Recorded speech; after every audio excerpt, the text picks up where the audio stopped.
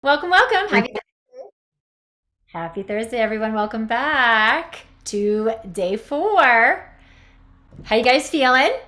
We're past the halfway mark of the Accelerator workshop. Woohoo! Right? Celebrate yourself for showing up, celebrate yourself for how accountable that you're being, celebrate yourself for doing the work, for showing up, for carving out the time. It's not a small thing, okay? So many people talk about making big changes in the goals that they have in their life, whether it's getting in their singing career or whatever it is. They talk a big game and they don't do anything about it. So you are here, and that is step number 1. So celebrate yourself for that. How great was yesterday? How great was hearing from Siri? She's so inspiring. Woohoo to Siri. Love you, girlfriend. Who practiced sirening? Who practiced your opposition tools? Tell me in the chat. Did you get into your sirening? Did you play with that last night? Did you start to get into your opposition? Starting to feel that sensation of moving the anchor away from the sail, engaging the consistent support down, pulling the consistent resonance up in the South palate? Good. So many of you. Reed and Joseph and Joe and David, Sammy, Christina, yes. Awesome. Jim, yes. Harvey, yes. All right, guys. Peter, on it. Who did their thought exercise for today? Who did the understanding why you sing the way I do? Did you guys get a glimpse into why you sing the way that you do? Anybody surprised by what came up, by the way? Did that surprise? Yeah, I see Peter's like, interesting. Yeah. Yeah, good. I'm so glad so many of you did that. It's a really interesting thing when we start to see what's behind, like what's really going on, you know? So I'm really glad you did that. Who's done their meditation today? Who did it today? Come on, tell me in the chat. Who did it? Yes, Nunzio, Reed, Mila, yes, David, Violetta, Mark, yes. All right, you guys.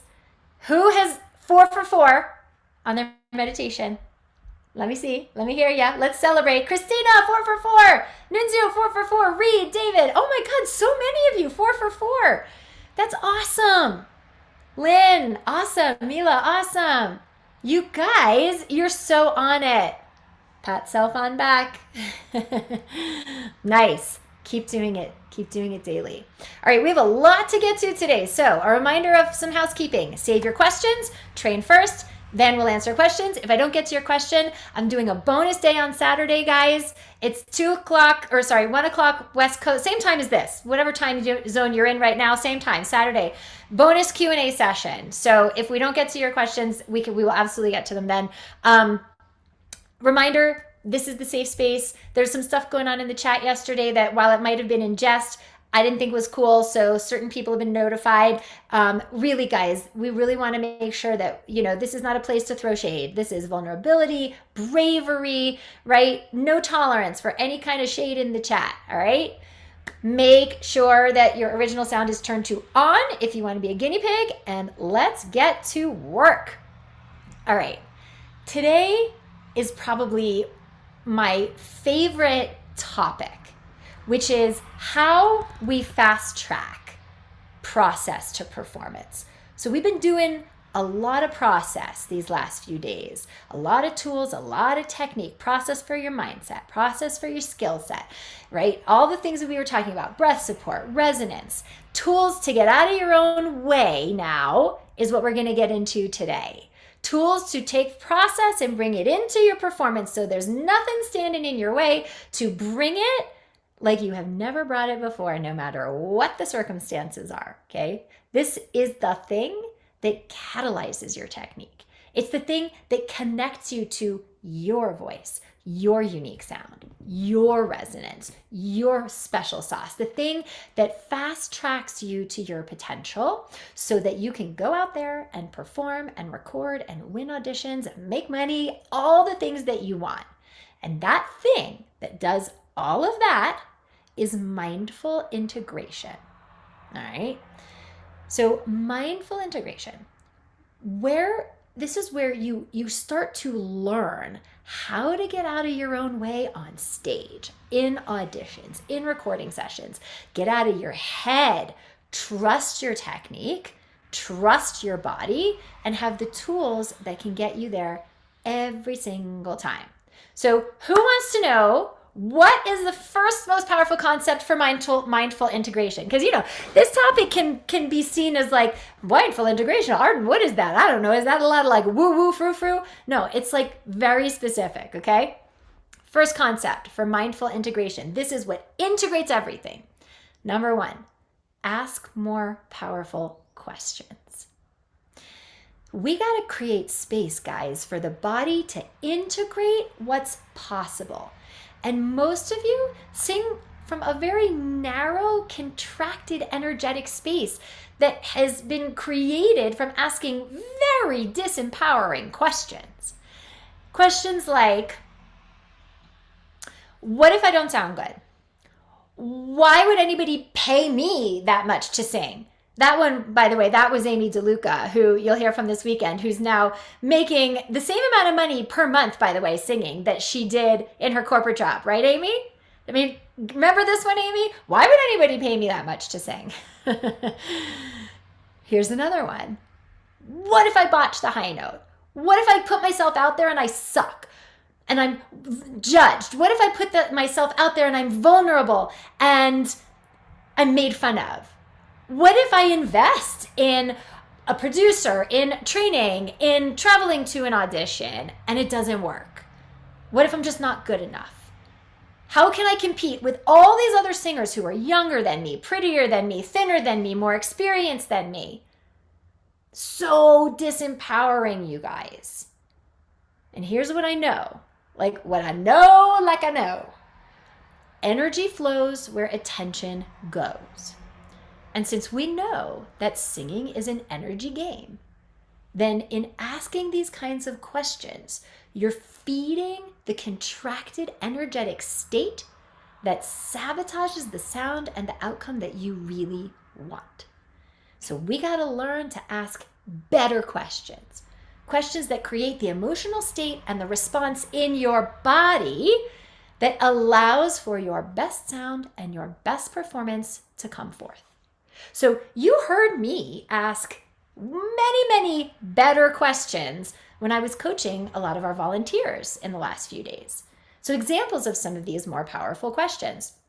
How would I do this if I wasn't afraid? How would I do this if I didn't give a you-know-what? How would I do this if there is no such thing as fail? How would I do this if I get to be perfectly imperfect? What if I do succeed? What if I do get on that stage and knock it out of the park? Right now, there's space for possibility that your body is going to respond to. Because you guys, there are multiple truths. And I know there are going to be people out there who want to argue with me on that, and that's fine. In my experience, there are multiple truths.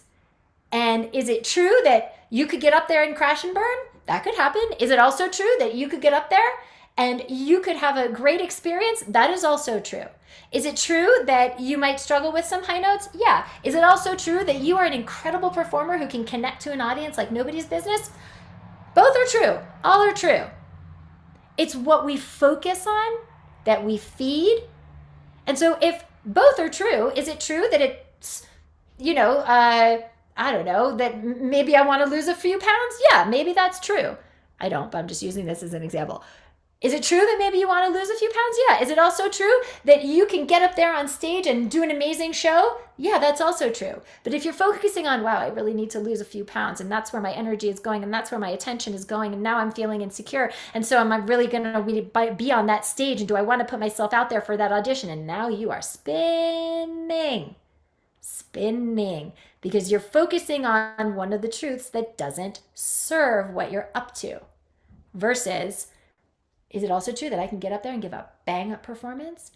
Well, if I focus on that, then I'm not worried about the fact that maybe, I can lose a few pounds, and I'm over here, and now I'm going to put myself out there for that audition because I'm focused on what serves me instead of the thing that makes me feel in lack and in insecurity. Okay? So you get to choose what's true. And one of the things that helps us to do that is learning to ask more powerful questions. How would I do this if I wasn't afraid? What if I do succeed? Most of you are so focused on, what if I suck? What if I can't do it? What if I can? Oh, well, then what happens? Wow, then I get to live my dream. Then I get to quit my day job. Then I get to, now you're in possibility, okay? Space for possibility. And your body and your energy responds to that. So the next thing that gets in the way of mindful integration are your excuses. So concept number 2, annihilate your excuses. So what are the excuses that keep you playing small? I want to know. Tell me in the chat. What are the things that you use to justify your circumstances? Why you are where you are with your singing? Right? That we got to identify them. So here are some top excuses that I hear all the time. I don't have enough time. I'm a mom. I got kids. My day job. I don't have enough time. How many of you have that one? Let me hear it in the chat. I don't have enough time. There's not enough hours in the day. I don't have enough time to go after my passion. Or I don't have enough money. I don't have enough money.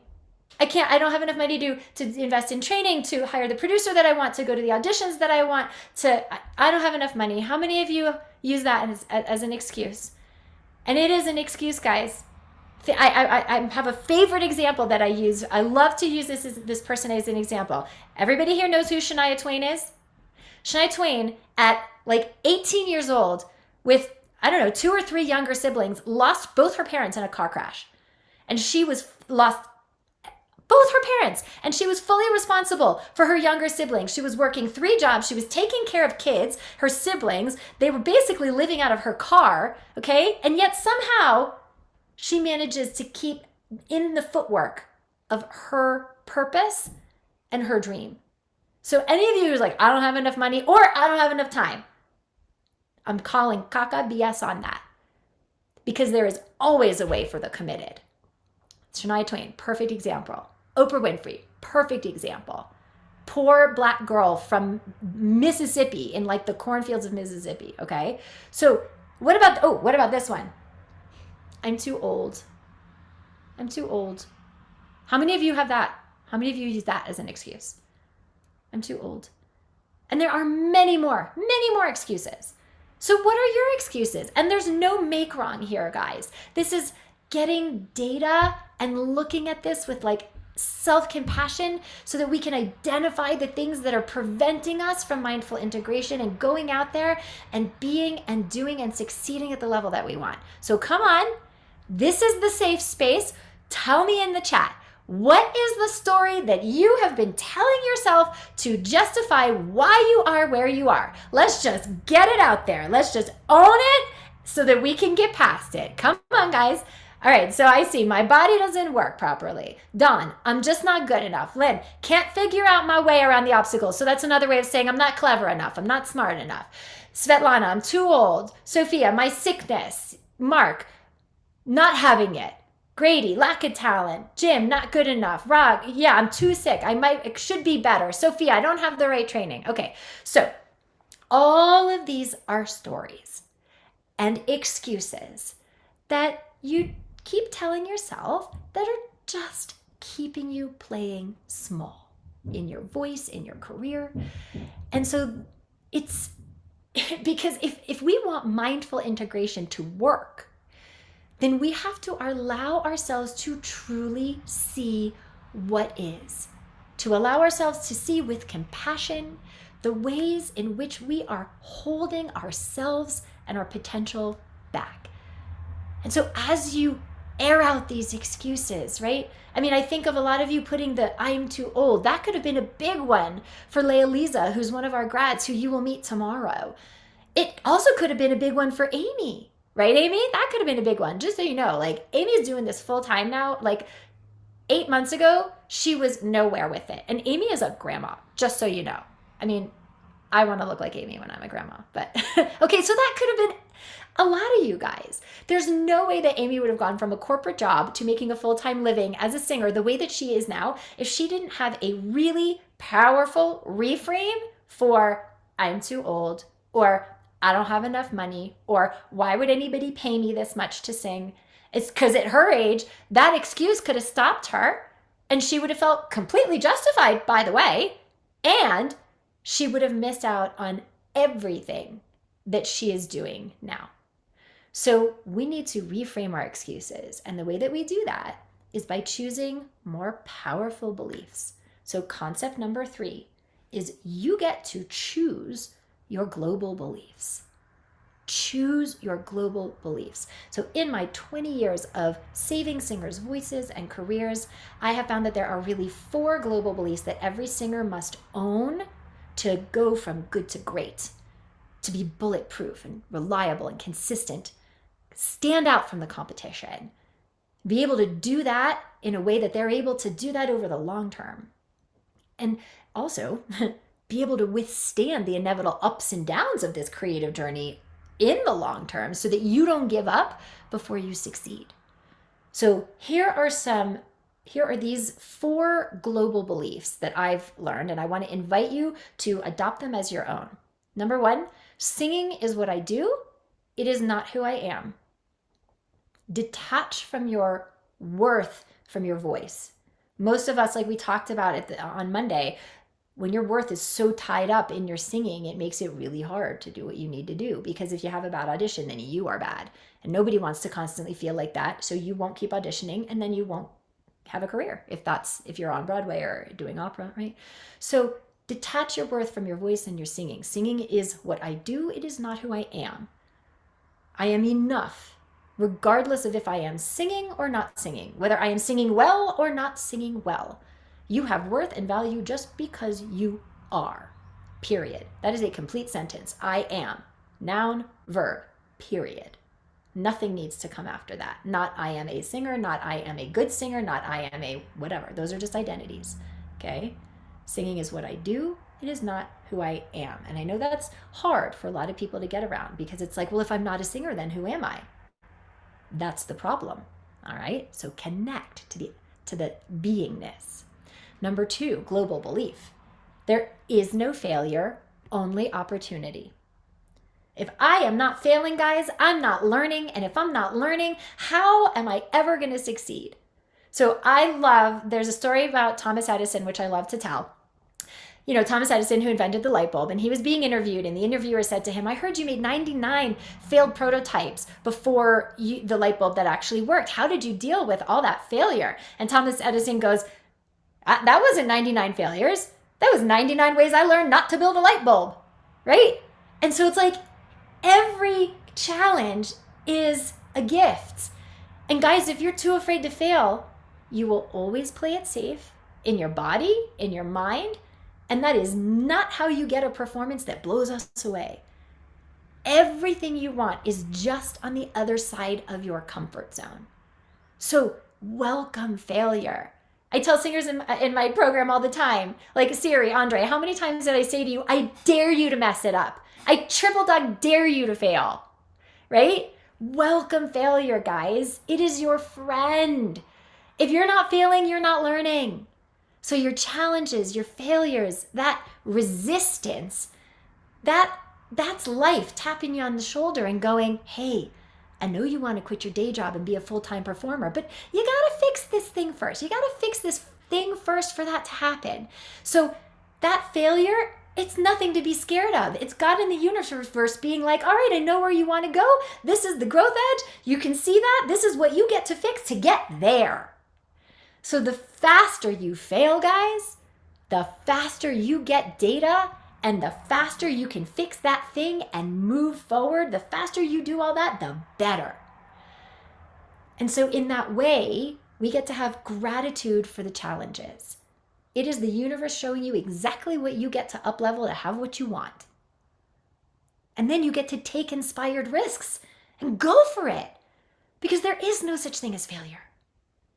And you know, you're going to be uncomfortable either way, right? Like, most people are so afraid to fail because it's just so uncomfortable for them to have to weather that. And they don't want to be uncomfortable. But guess what? You're going to be uncomfortable either way. You're going to be uncomfortable continuing to play small and stay stuck, watching everybody else up there on that stage and not you. Or you're going to be uncomfortable taking risks and failing forward. So if you're going to be uncomfortable anyway, why not be uncomfortable getting what you want? everything you want is just on the other side of your comfort zone. So if you're gonna be uncomfortable anyway, you might as well be uncomfortable getting what you want. Best lesson I ever learned. Now, number 3 of global beliefs. Go to the data, not the drama. Your mind, guys, it's really good at creating drama. It wants to create drama, and that takes up space. We have to learn how to see what is without assigning meaning to it. So you botched an audition. Okay, that's data. Look at the data. What are 4 things I did well? What's one thing I want to optimize for next time? Data. I'm not making it mean anything about me, my intrinsic worth, my ability to succeed, who I am. It's just what is. It's just data. Okay, this went well. This is one thing I want to optimize. Next time I go to an audition, I'm going to just work on that, and I'm going to continue to do things I did well. I'm going to optimize the one thing, whatever I need to do that. Take those actions to optimize that. If it's getting training, if it's like, let's say the one thing you need to optimize is that you wore high heels to the audition and you had never done that before, and you recognize that you don't like singing in high heels. Okay, data, right? So it's a way of having a growth mindset instead of a fixed mindset. Go to the data, not the drama. Because when you go to the drama, you make it mean something intrinsic about you or your worth or your future, and that shuts you down. And then you're not empowered to take that next indicated step that will get you closer on your path to your target. So data, not drama. And then the 4th global belief that I'm going to invite you to adopt is I get to take up time and space. So I think you heard me say this to somebody yesterday. This is my house. This is my stage. This is my time. I get to take up time and space. Guys, like I said, the world has a Beyonce. The world has a Pavarotti. What they don't have is you. So this is my house, my stage. I get to take up time and space. Really condition these beliefs. These global beliefs, guys, they create energetic space where mind and body can integrate and work together for everything that you want to create, both on stage and off, because you've empowered your awareness now to run the show instead of the stinking thinking, okay? So I'm going to give you a fun tool that incorporates a lot of these ideas, and they are called energy exploration cards. And we're going to use some of them now, and you're also going to get them for homework tonight that you can play with. We'll give it to you later. But first, if you did last night's homework, understanding why you sing the way you do, and you would like to be a guinea pig to play with some integration and mindful integration work, let me see a show. Somebody raise their hand, but you have to have done your understanding why you sing the way you do thought exercise. If you didn't do that, don't raise your hand. So who'd like to be a guinea pig to work on some mindful integration with a song? So if you have a song that you want to play with and you've done your understanding why you sing the way you do. All right, first hand I saw was Patrick. So let's do it. Go ahead and unmute. All right. Hi. So, hi. Okay. So, what I would love to do is, if you did your thought exercise, what's the main discovery the main awareness that you got from that? Just in the nutshell. What was it again that we did? Did you do your thought exercise homework last night, understanding why I sing the way I do? Yes. Okay. So, what awareness did you get from that thought exercise? Why do you sing the way you do? What did you learn from Uh, it? I tend to sing higher because I'm scared because I'm scared to hit. I'm not really good at lower notes because I was born as a mezzo soprano. So So, what does that mean? I was born as a mezzo soprano. Are you a trans individual? no. I'm just I'm just more comfortable with my head and my mixed register. Okay. So Patrick has a belief that low notes are hard. Would you say that's true?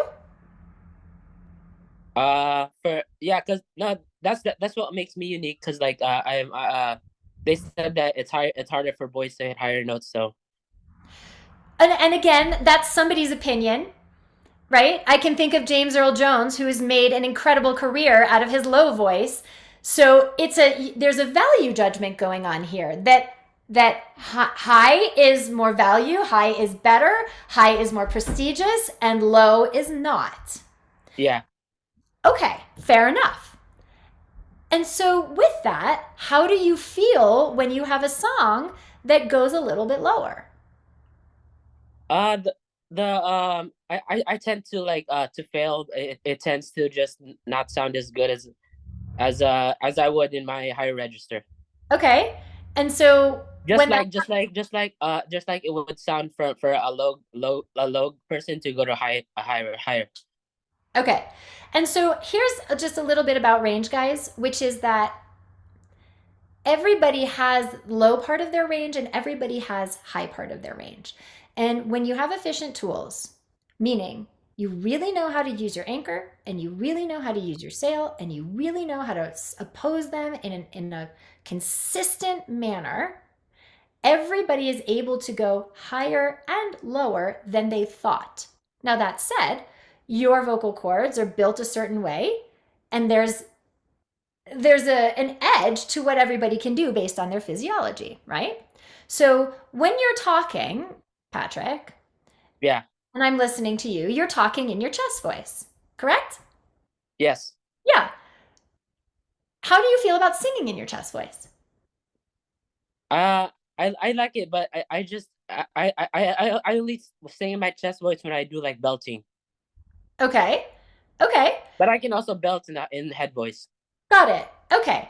So what I guess what I'm asking you is what did you discover yesterday about why the things that make you insecure about your voice make you insecure, right? Because that was the whole exercise was understanding why there's tension or understanding why I avoid certain things or understanding, right? Did you get Yeah, any of that? I did that with some meditation, and I really, because my third eye is also open, so I'm really aware of things about myself. So like I think I just need to uh I need to have I need to have more songs that have a chest voice Okay. in it.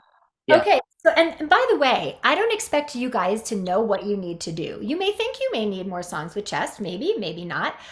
I don't expect you to know what you're supposed to do. I just want to know what you've learned about the things that make you insecure. So the fact that you don't have a lot of songs in chest voice is because, like you've said, there's such a value Yeah. placed on the high voice. So I don't really spend time on my low voice. So it feels more what? It feels more unstable. It feels more insecure. How does it feel when you're in your low voice? Uncomfortable. Okay, uncomfortable. Okay. So let's play with a song that goes between chest and head. So not anything that's always high, but something that goes back and forth. Do you have any repertoire? Do you have anything like that? The Climb by Miley Cyrus. Okay, fantastic. So let's do just a portion of that song, like a verse and a chorus or just a snippet of that. Okay. And and let's just see what happens with this new awareness and then we're going to play with it for about 5 minutes, okay? Okay. Okay. And you can do it a cappella if you want, either way. Okay. Okay. I can almost see it, that dream I'm dreaming, but there's a voice inside my head saying, you'll never reach it. Every step I'm taking, every move I make feels lost with no direction. My faith is shaken, but I Okay. gotta be. Let's stop. That much I think is great. We can work on that much. Okay. Okay. So first of all, how did you feel when you were singing that just now? What was that like for you? Very good. Okay. I feel like I was getting everything out. Okay. I actually want you to do something different. Instead of, because did you guys pick up on his language there? Did you pick up on your language there, Patrick? I felt like I was getting everything out. Yeah. And you were pushing everything out. And all of the air and all of the energy of the body was going from here up this way. And so it wasn't as anchored or powerful as I bet you could be. Okay. Yeah. So I want to use the energy exploration cards for a second. And I'm going to pick a, an energy that you get to be in. And I'm going to give you this. I choose courage over comfort. Okay. I choose courage over comfort. So the technical inefficiencies that Patrick is dealing with, from a technical standpoint, you're not low enough in your breath, Patrick. Every time you rise in pitch, the energy in the air goes up and floods out, and we don't have as much power as you could get. The sound and the resonance is airy. It's just not as powerful as I bet you could be, because everything is from here up instead of here down. Okay? But if he thinks that he needs to get it out, right? You said, well, I feel like I got it all out. Yeah, that's what you're doing. You're just pushing it all out. And there's no ownership. There's no claiming. And that ownership and that claiming, like when you feel like you own something, where do you feel that in your body? In my right here in my stomach and my head. Okay, so let's talk about like when you have absolute certainty about something. Where do you feel that in your body? In my heart. Okay, cool. And when you have absolute security in something and you just know something, you just know certainty, where do you feel that? Head. Okay. So Mine. Yeah. did you say belly too? Is that what you said? No, mine. Okay. So I want to get you out of your mind and I want to get you more into your body. So when you were talking about feeling things in your heart and feeling Yeah, things, because I remember yesterday you said you got to go like this yeah, to I'm get. not talking about technique right now. Oh, I'm okay, talking okay. about energy right now. Okay. So when you were talking about having certainty and where certainty lives in your body, and you said it's my heart and my belly, right? Yeah. Right now, I feel it here, but I don't feel it here yet. Okay. So if like how does somebody stand who just knows something like with when you are just like absolutely confident and certain, how do you stand? Can you back up a little bit? How do you stand? Hold on. I can see you. It's fine. You can leave it where it is. Yeah. And like when you're totally grounded and you have absolute confidence, right? Like what is your what I'm going to call superhero pose? And I know this might feel silly, but like what's your superhero pose? If you were going to stand like a superhero, how do you stand? Like me, Uh, my superhero pose is always kind of like this, like what's your superhero pose? just going like this. Okay. Okay. Right? Now, that's an energy. Okay? And what I said to you was, I choose courage over comfort.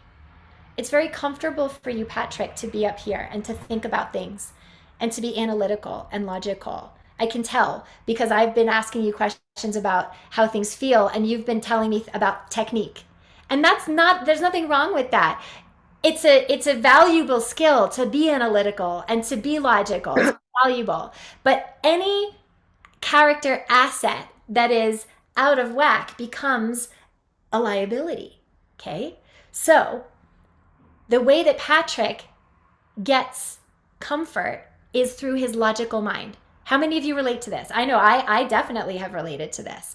That like the way that I'm going to get from A to Z and not fail is by like my logical, analytical, intellectual mind. I will figure it out. I will listen to the technique. Like I can tell you've been paying attention, Patrick. And I love that Yeah. about you.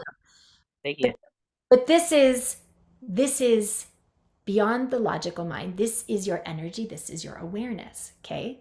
So the way he gets comfort is by being analytical, but it's going to challenge him to be courageous, to go beyond the analytical mind, which is why what I'm giving him energetically is I choose courage over comfort. So where does courage live in your body?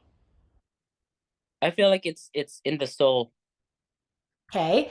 But that's not, I mean, the soul can live everywhere or anywhere in your body. Yeah. So when you're brave, where do you feel that in your body?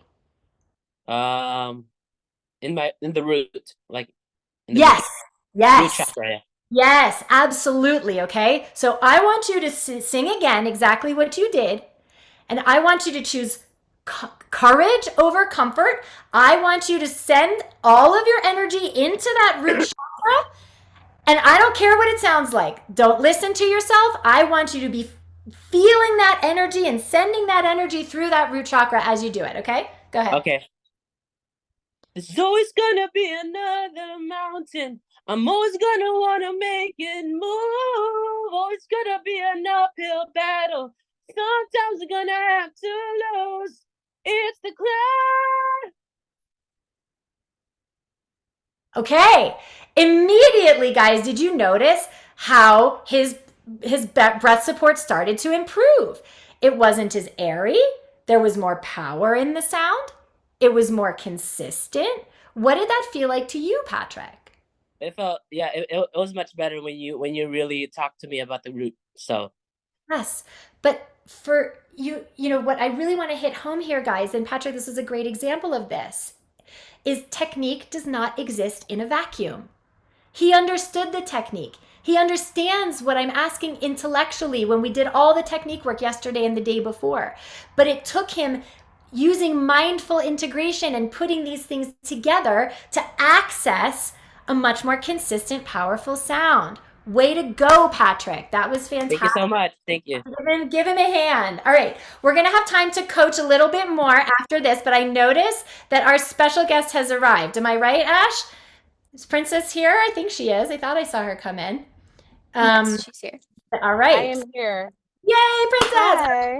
Fantastic. So, I want while she's here because she's a performs a lot and she's got shows tonight, I believe, or rehearsals. And so I wanted to like get her in before because she has a hard out at the top of the hour. So this is a very special person who's here to talk to you today because she really knows what it feels like to play small and hold herself back in her voice, in her singing journey. And she has a lot of awesome nuggets to share with you today about what has allowed her to have amazing breakthroughs and free her voice and her mindset to really claim what's possible. She's one of my favorite people. She's an intensive grad who is a featured singer on Beyonce's most recent hit album, her Cowboy Carter album. If you have that album, you hear Princess singing on it. Please welcome one of our grads, Princess Fortier. Woo! How's it I am going? so excited that you are here. You're a busy woman, so thank you for Thank being you. able to be here with us. So, Yeah. would you just start by telling everybody what was going on with your voice and your singing before diving into this work that we've done? Absolutely. Yeah, there was a lot of fear. And I realized that now after having graduated the intensive, um, I was always finding problems and looking for what's wrong, what's missing. I thought that my voice was broken because there was like a to me it sounded closed because I wasn't breathing properly. But I thought that there was like something wrong with my instrument, because I could never get this full or consistent sound. And so sometimes my pitch would be up slightly off, even though my ear is pretty good. I hear where things are supposed to go, but relying on your instrument to get where you need to go. All of that changed after taking the intensive. First of all, I think that um, you you took a lot of anxiety away from my singing process. um I think with the combination of working with the meditations beforehand, and breakthroughs around some of the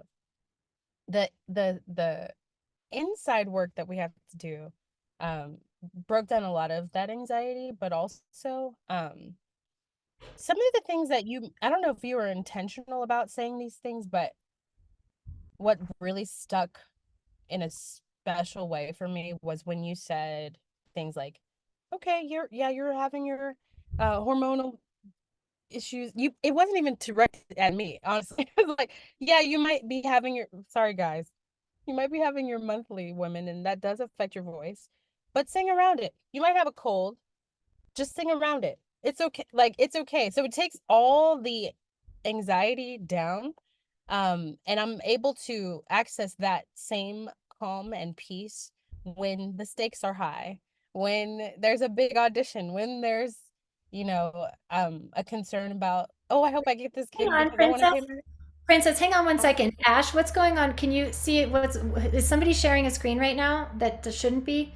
Something is weird on the screen. I don't know if I'm the only one seeing that or I Ash, see it. you see it too? I'm Okay. trying to figure it out. Okay. Guys, can you please check to make sure that nobody is accidentally screen sharing who shouldn't be? Thank you. Yay. Okay, Princess. So you were saying that there's a level of trust, like a level of trust, a level Yeah, of reliability. yeah, trusting your instrument, and just, yeah, I think tapping into, and what you were just working with the last With Patrick. person on. Yes, Patrick, tapping into that, setting the attention and feeling what you want to feel, communicating what you want to communicate with the song that you're working on. I've gotten so much freedom and much more consistency Mhm. vocally, um, as I perform in different scenarios. Yeah. And so tell us, because I know, that you had a lot of training, traditional training in your past. And you guys, when I say traditional training, what I'm talking about is like one-on-one in-person voice lessons.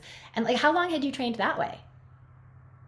Oh goodness. You know, off and on throughout my career, because I believe you always need a coach. That's what Mhm. I believe. People can't always afford one. Oh, well, that's a um, belief we can work on, right? yeah, But you've done but yeah. that and Hmm. still had all these issues with lack of trust in your technique, with unreliability, with the anxiety and the things that were holding you back. And so I'm curious why you were willing to take the leap and train in a different way. After my first conversation with you and kind of letting you know where I was in my career and where I wanted to go in my career and where I am in my life and some of my goals, you really lit a fire under my little patootie. Like, what are you waiting for?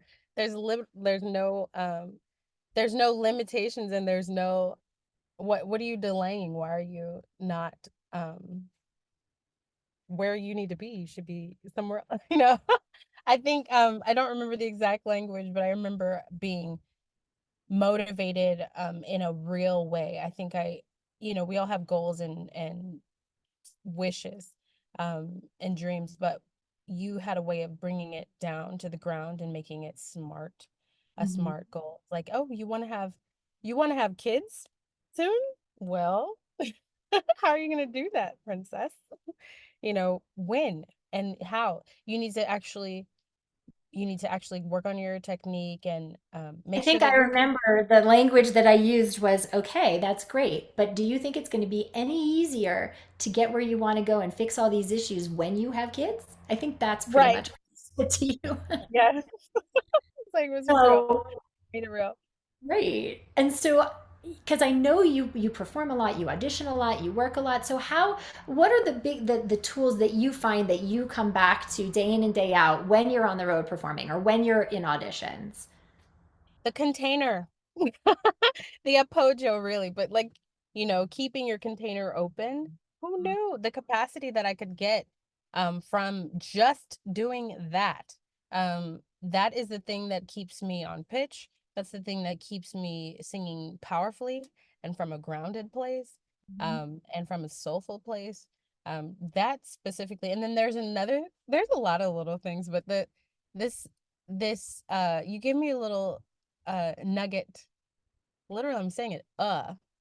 Sing instead of oh, or any kind of. It's about placement. Um, you have really great placement tricks that I've learned so much from, and I want to say that it's given me so much range that I didn't know I could have, and so much power that I did not think I had access to. I thought I had a sheepish voice and a small voice, and I was always trying to sing prettily. Pretty, pretty, pretty. And that's cute, but that's not going to make people feel anything. And when you want to have people feel something, um the intention is in a majorly important part, but also having those access to those nuggets of like, okay, try go for instead of oh, Um, that really, really just brings it home. It's the combinations, the holistic approach, and being online with so many people and having them learn at the same time and hearing the things that they are having struggles around or limitations around is the best way to learn a lot more, because you might not know that you have the similar, you might have a blind spot around an issue that comes up for someone else, and then Mm. you can learn so much more, that you don't even know to ask for one-on-one with a coach. Mhm. You don't even know what you don't know.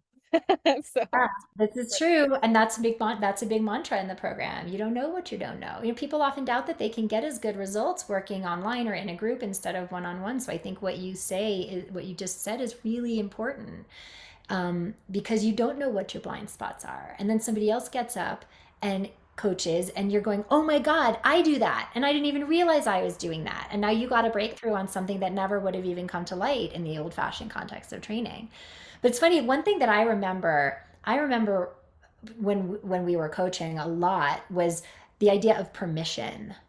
You had to give yourself Mm. permission to expand. Like you were, I remember we had a lot of conversations about playing small and the things that kept you small, and the old identities and the old conditioned beliefs by your family and other people. And it was like, what I would love for them to hear you speak about what has allowed you to step out and play big. Wow. Yeah, the conversations with you and Judy, the And you guys, exercises Judy we is our did. mindset coach, one of them, and that's who she's Oh, referring. Yeah, keep going. oh, sorry. Okay, just want to make sure they're like, who's Judy? Sorry. Yeah, this intensive is holistic. Like there's an approach that's technical. But even as you heard earlier, there's a mindset that's activated, but there's an even more intensive, like, hey, what is going on for you? How did you feel when this happened? Talk about this. That happens on the one-on-one with Judy. And it uncovered for me that I was afraid of shining. I was afraid of outshining. I had a fear of that because growing up, if I did well in school, uh there's all kinds of, every human has stories about their lives, but um I was afraid that I would lose love or friendship, or um just respect if I would do too well. And that sounds silly now. It sounds so far from How was that? How was that? I mean, we've been talking in this workshop about mind-body connection, and how was that belief affecting your ability to succeed at the level you wanted with your voice? it was a direct limiter for me, because I wouldn't go for those power notes. I would stay very, try to be perfect, but not too perfect, but not like pretty, but not let go, not be raw, not get into the intention of the song, because because I don't want to have anyone feel negatively about me. Right. That's And it. so yeah, and we all care. We all care what people think, right? But at the end of the day, what I remember you and I having conversations a lot about, especially in group mindset call, was the idea that you guys, we cannot control people, places, and things. We cannot. All we can do is control how we show up, control our emotional state, who we are being, the choices we are making. And so I remember in studio class one day, and we were talking about this, and it like there was this light bulb that's like, well, if I can't control that, then I might as well shine. Yes. And then also just recognizing that people are rooting for you. I got that very strong feeling from you, Arden. And everyone in the class. There's something very real and special about being in a class with a lot of people that are rooting for you. Like, people want to feel good, and you can make them feel that way. You can give people the feeling of healing.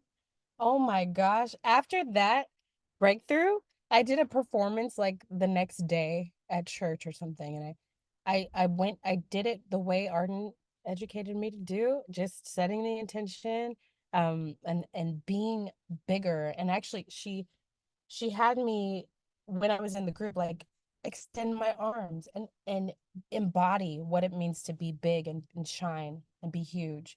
And I did that, and I had people cry at church. And people came up to me and said, "Wow, thank you so much for," and it was so opposite from my worst nightmares of like, "Oh, I'm gonna lose love or whatever."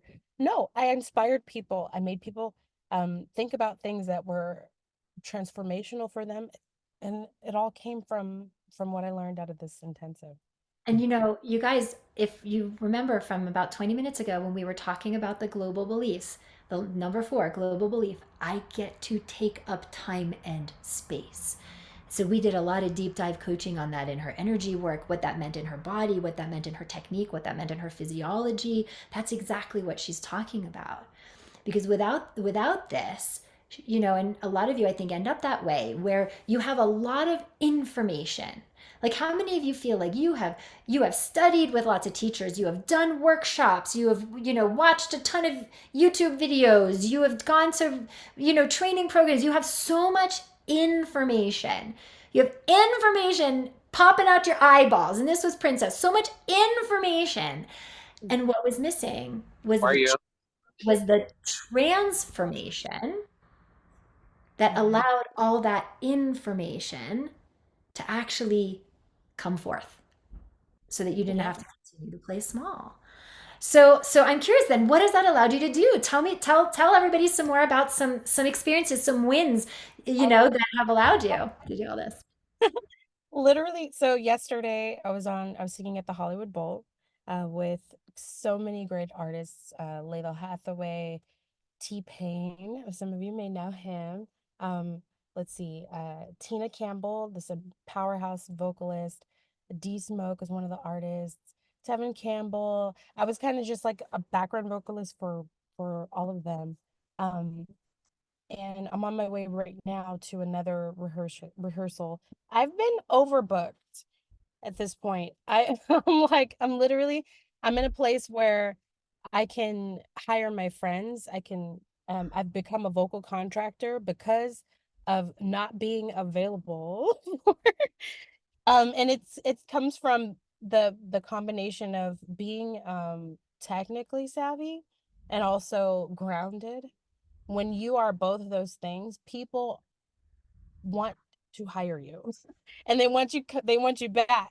So I've had like battles over, touring dates, like people working around me, around my schedule, making accommodations to fly me here and there and all over the place.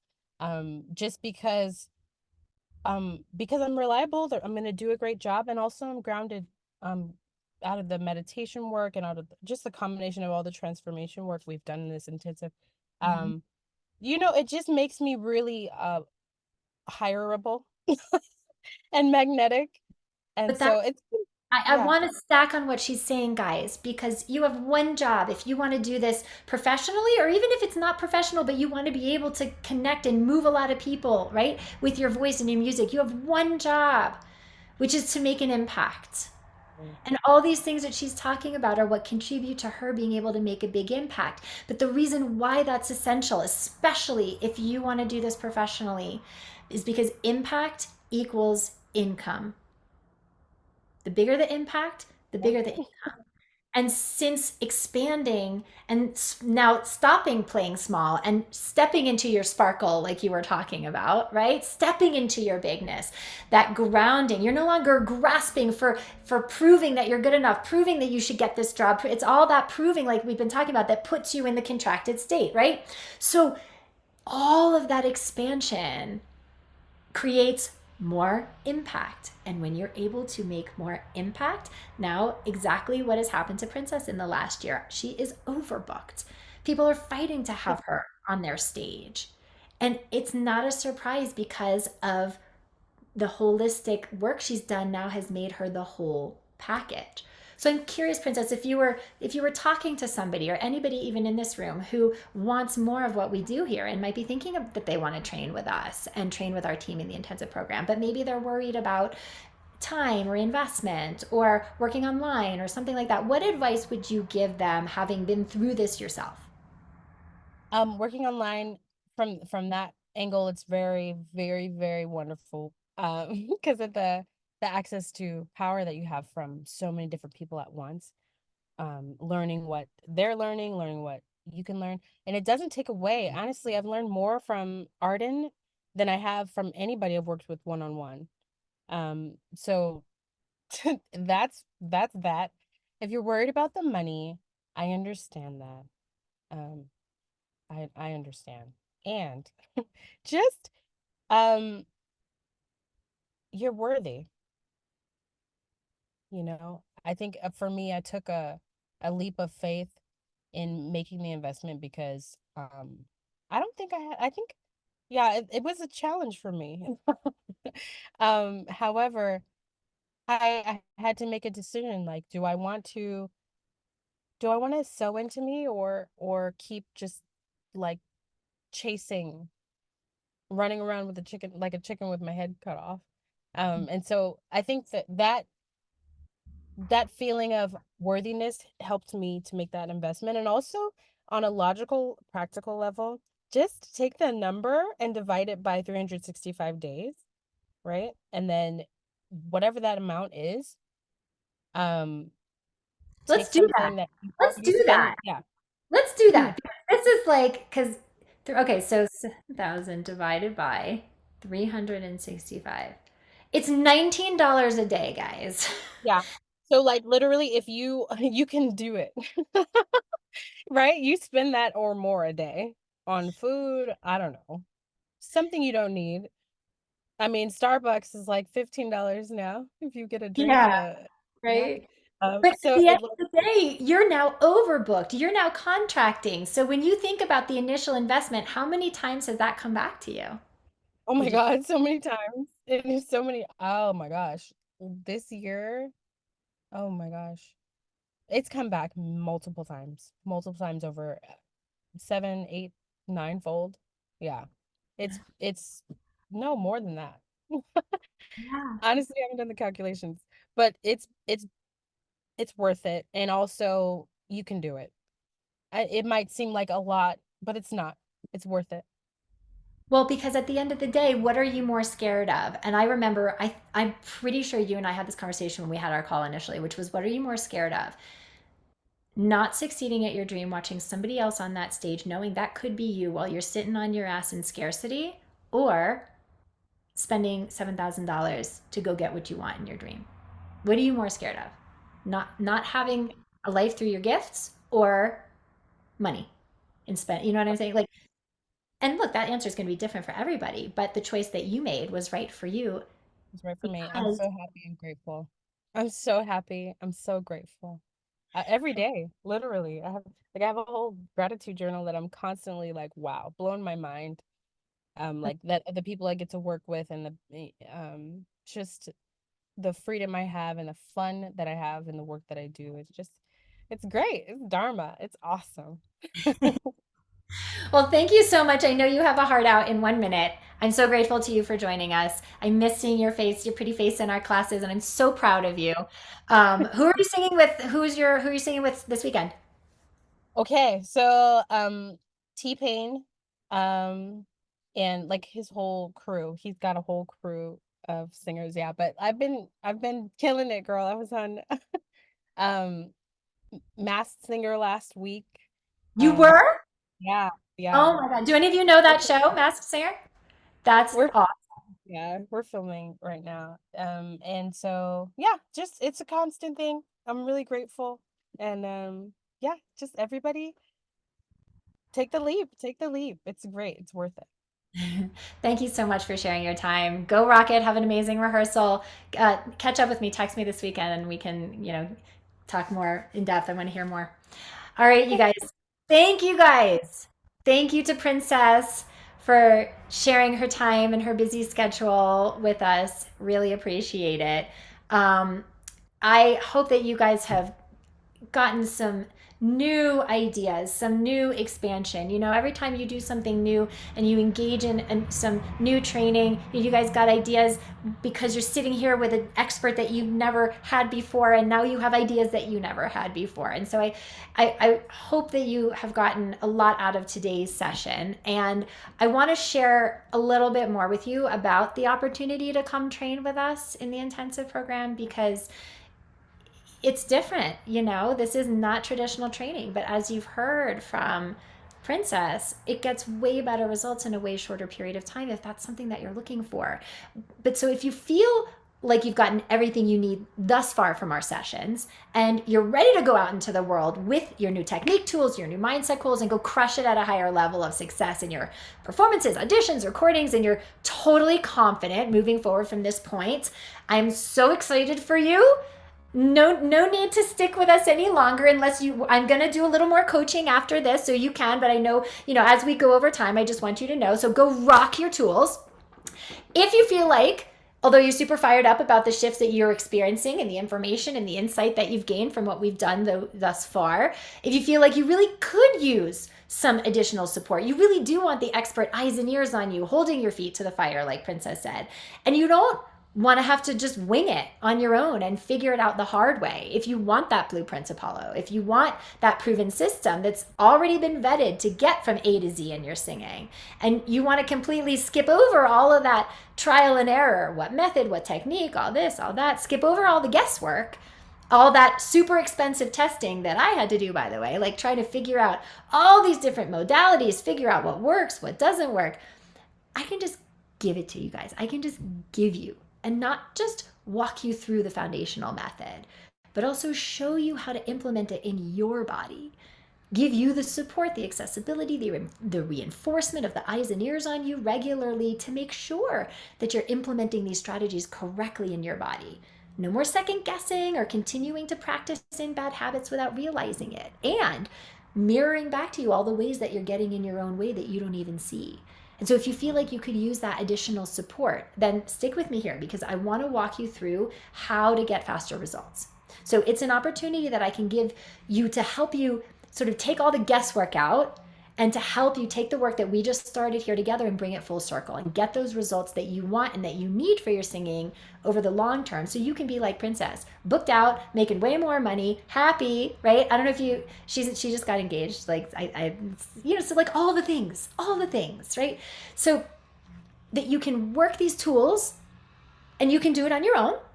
Or I want to invite you to consider option number 2, which is work with us in our intensive training program. And it's our flagship program. It's all in one. It's holistic.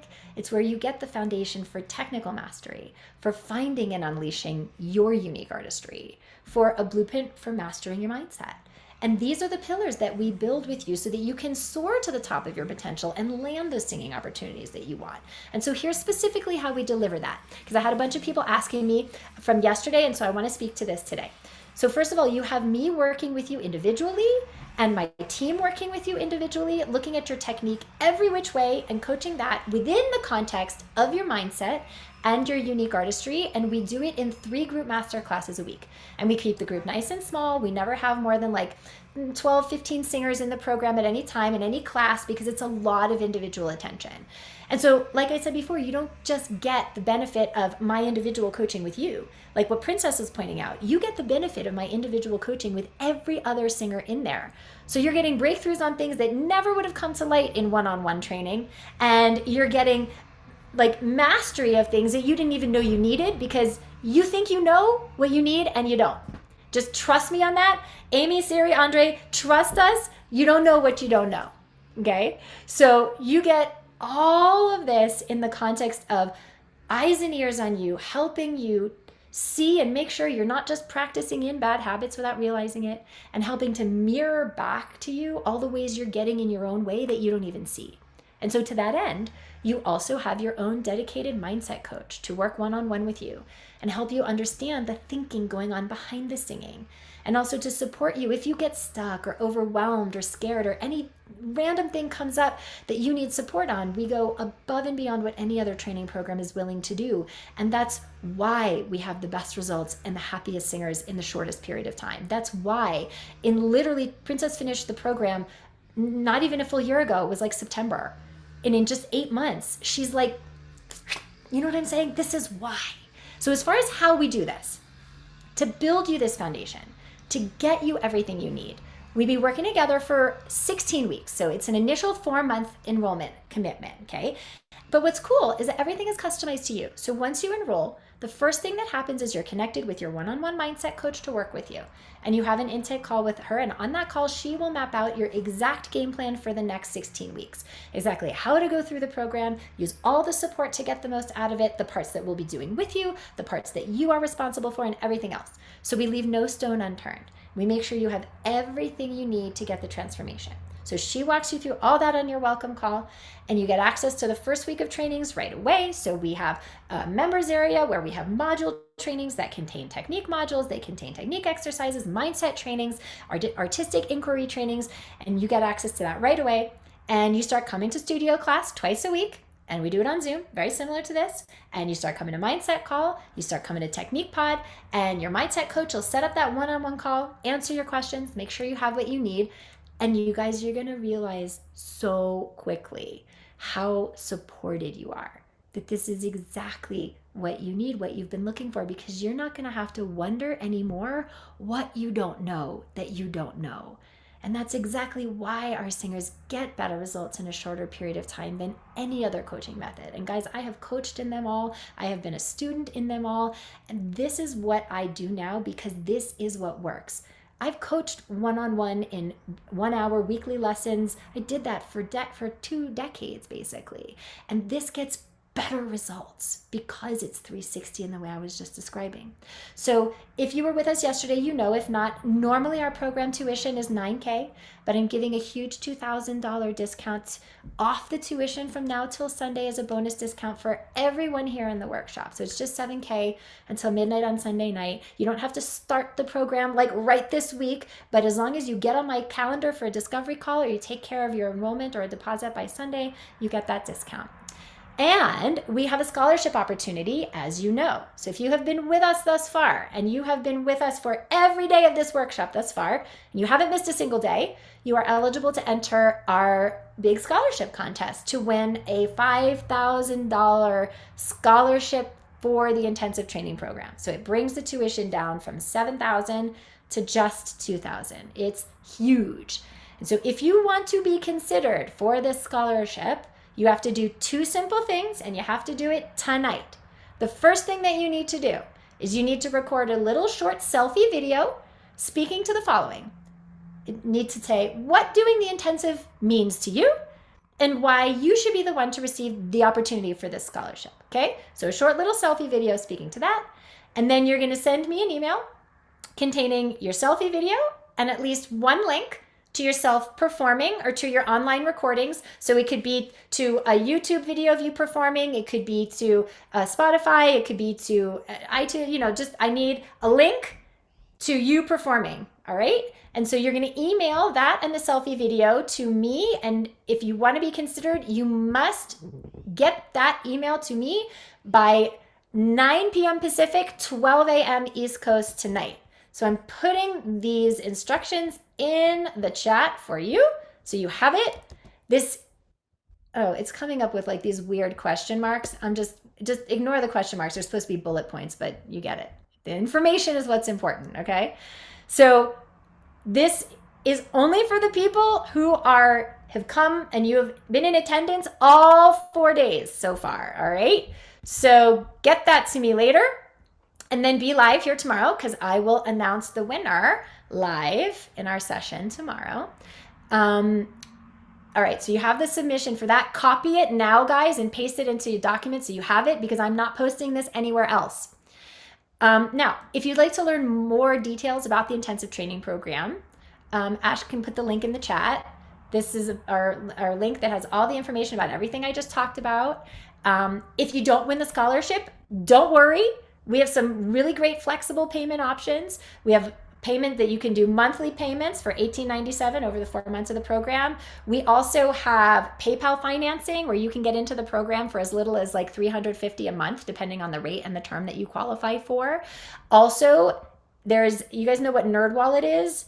NerdWallet lists the best 0% credit cards that are being offered right now, like no interest for 18 months on all purchases, no interest on all purchases for 24 months. This is like free money. We've had a lot of singers. If you qualify for one of these credit cards, you just slap the 7K on it and you have 24 months of no interest to pay it back. It's like free money. So I'm putting NerdWallet link into the chat. This is where you can find out the best 0% interest credit card offers going on right now. I want to make this as easy for you guys as possible. I can't tell you how many singers that I have walked through a process of getting resourceful. Because guys, I am inviting you to be all in. If you want significant changes in your singing and in your life, and guys, that's a hard thing to do. It is not the norm. It is not what most people do. But I am inviting that of you because I know what you want to be. I know who you want to be artistically, vocally, personally, 2 years from now, 5 years, 10 years from now. So that is the invitation and the commitment that we have here. So you stop settling. You stop playing small. That stops now. And you have the best team to guide you to the best results in the shortest period of time. I always tell people, all right, this is the goal. All right, how long do you want it to take? Well, how am I going to get there with the least amount of suffering and in the fastest way possible? And if you believe that would be our pleasure to help you, and if you believe that we are the experts to do that, then oh my gosh, get on my calendar, okay? If you'd like to book a short discovery call to make sure that this training is a fit for you, and if it's going to meet your goals, your specific goals, then book a short call with me. Again, it's not a coaching call. It's not a call to ask me about like, well, what would you do to book more gigs? No, it's like, I want to see if what Arden has just gone over really is a good fit for me to move forward and meet my goals as a singer. Hop on a call with me and we'll go over it, and I can answer any questions you have. We can talk about different resources, resourcefulness, if that's something that you want a little help with. So Ash just put the 15-minute call link in the chat. So, all right, guys, enough business.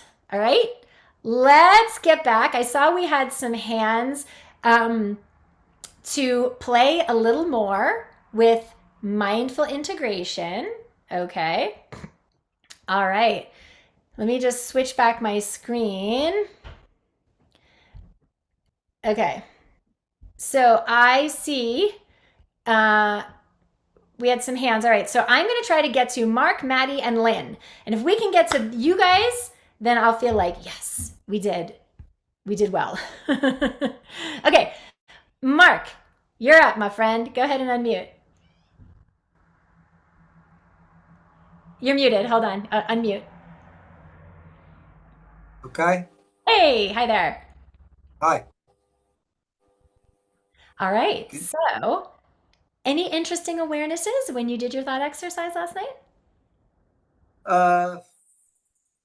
Self-sabotage. Oh, in what way? Probably low self-esteem, age, a world that we live in where image is everything. Okay. You know? And so how do all of those things that make you feel insecure, have you noticed how that shows up in your body when you sing?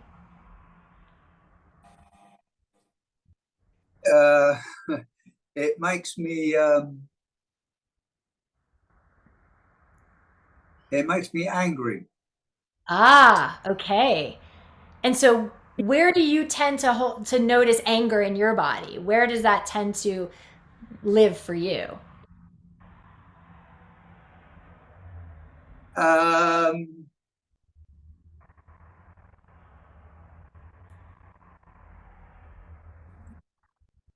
In my heart, I think. Okay. And so it feels like this like thing that does it feel like a rock? Does it feel like a constriction? Like when you're angry and you feel that there, are you present to what it is? Is it like a zhuzh? Is it like a heaviness? Are you present to what it is? Well, as a younger man, that might result in some violence, perhaps. I don't know. And now? Now I'm wiser.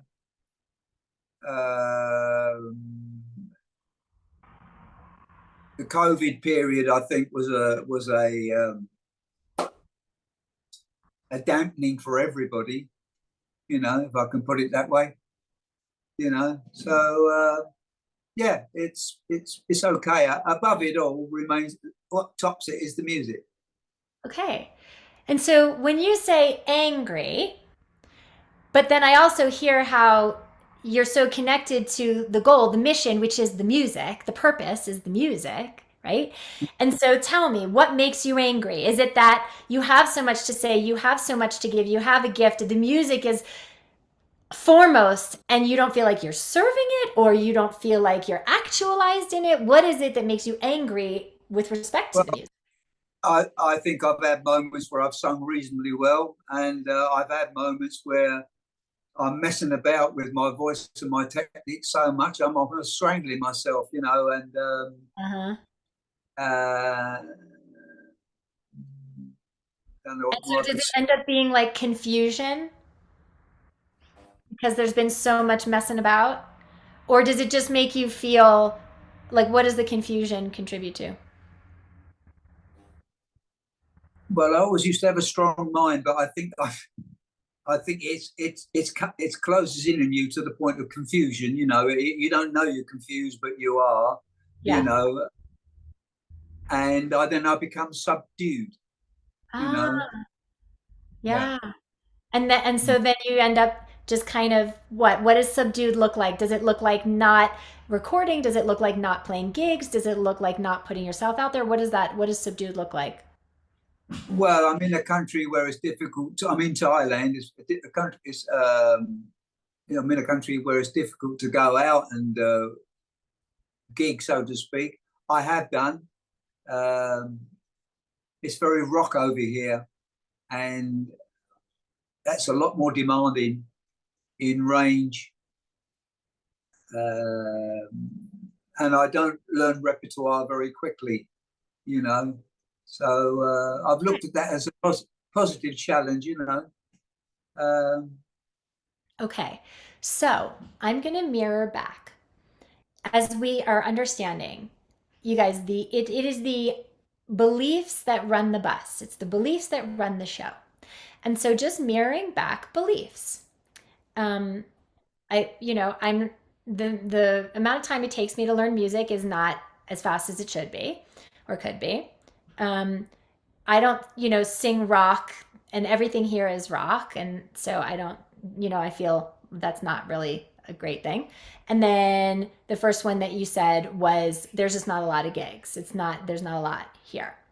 So whether these are true or not true doesn't matter.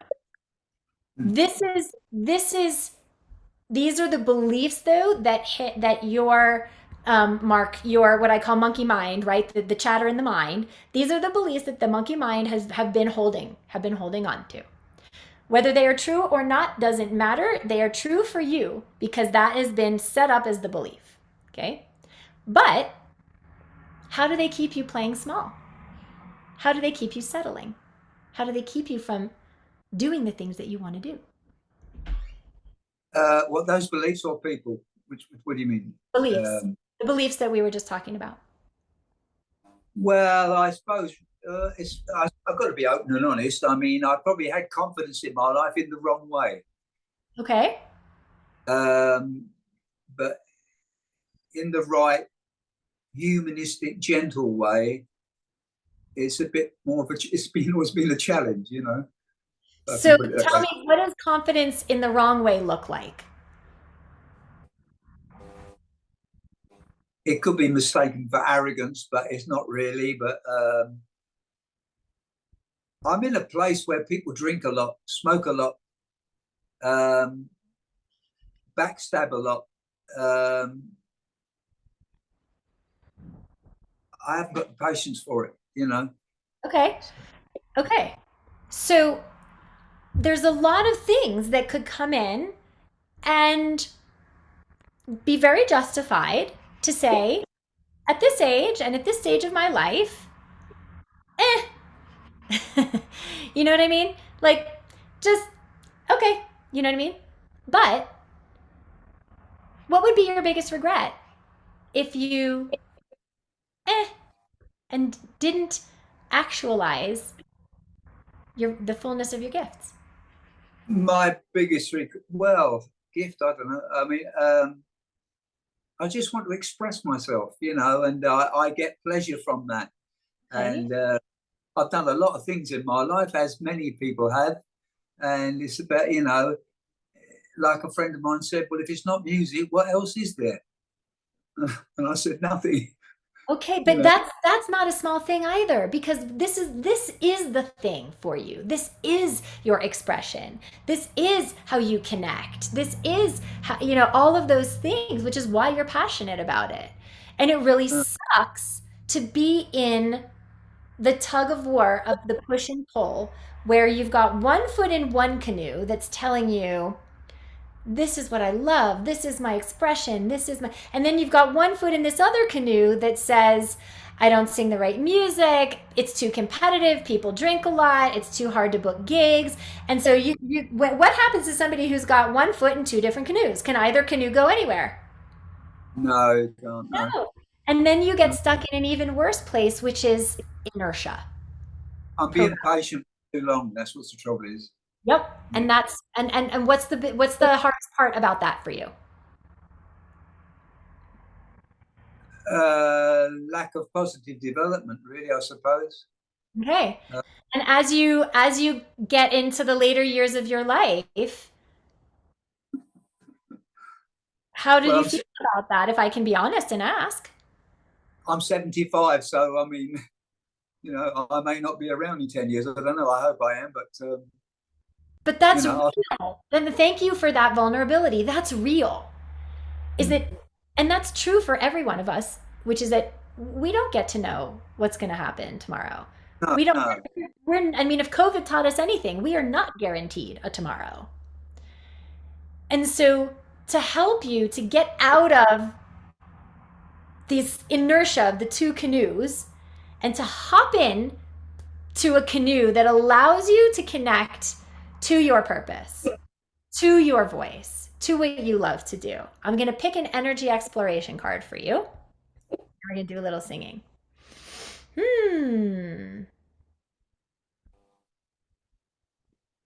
Okay. Which one do I want to give you? Okay. I am going to give you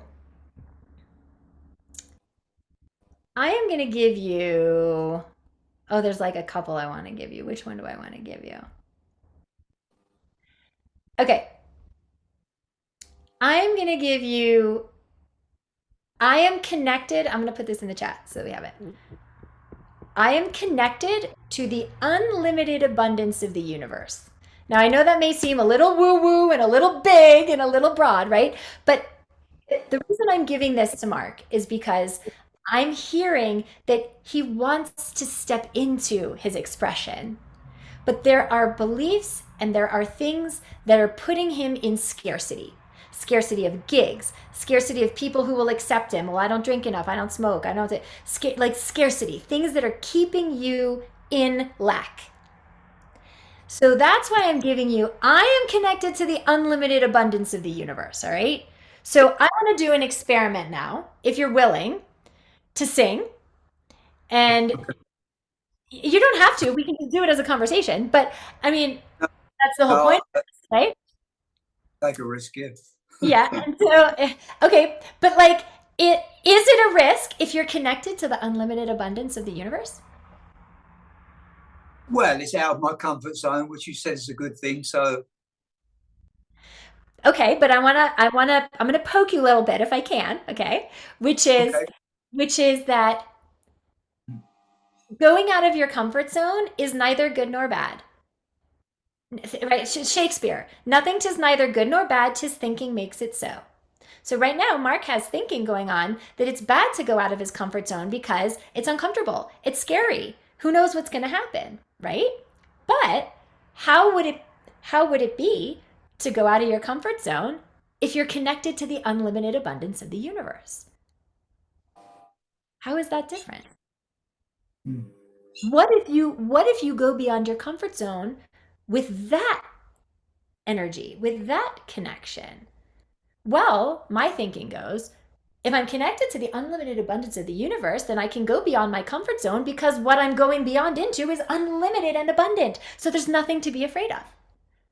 So we got to flip this energy so that Mark can stand in ownership of his sound, of his expression, and he's not going to continue to play small in the inertia of the two canoes, right? So let's play with something. Let's play with a song or something, and a verse of something, a chorus something. It doesn't even matter what it is.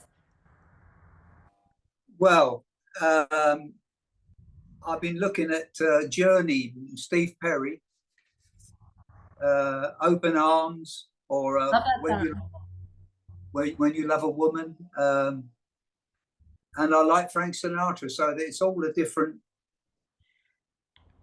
Whatever you're the most comfortable with, because we're working with energy here, and everything that we do technically doesn't matter if it's in Journey or Sinatra or whatever. How you sing one thing, believe it or not, is how you sing everything, and it's all going to show up. So pick whatever feels good to you. Well, if I pick When You Love a Woman, but it's a bit high in the range, if you like, and it's not the it's not the full-bodied. Okay. So can I pause you for a second? So Mark right now is doing what we all do. I have done this. We all do this, which is Mark was in his heart for a minute, and now he's gone right back up into his head. Well, which song? It might be high, it might not be the right thing. Mark, just make a decision. I'm going to love on you either way.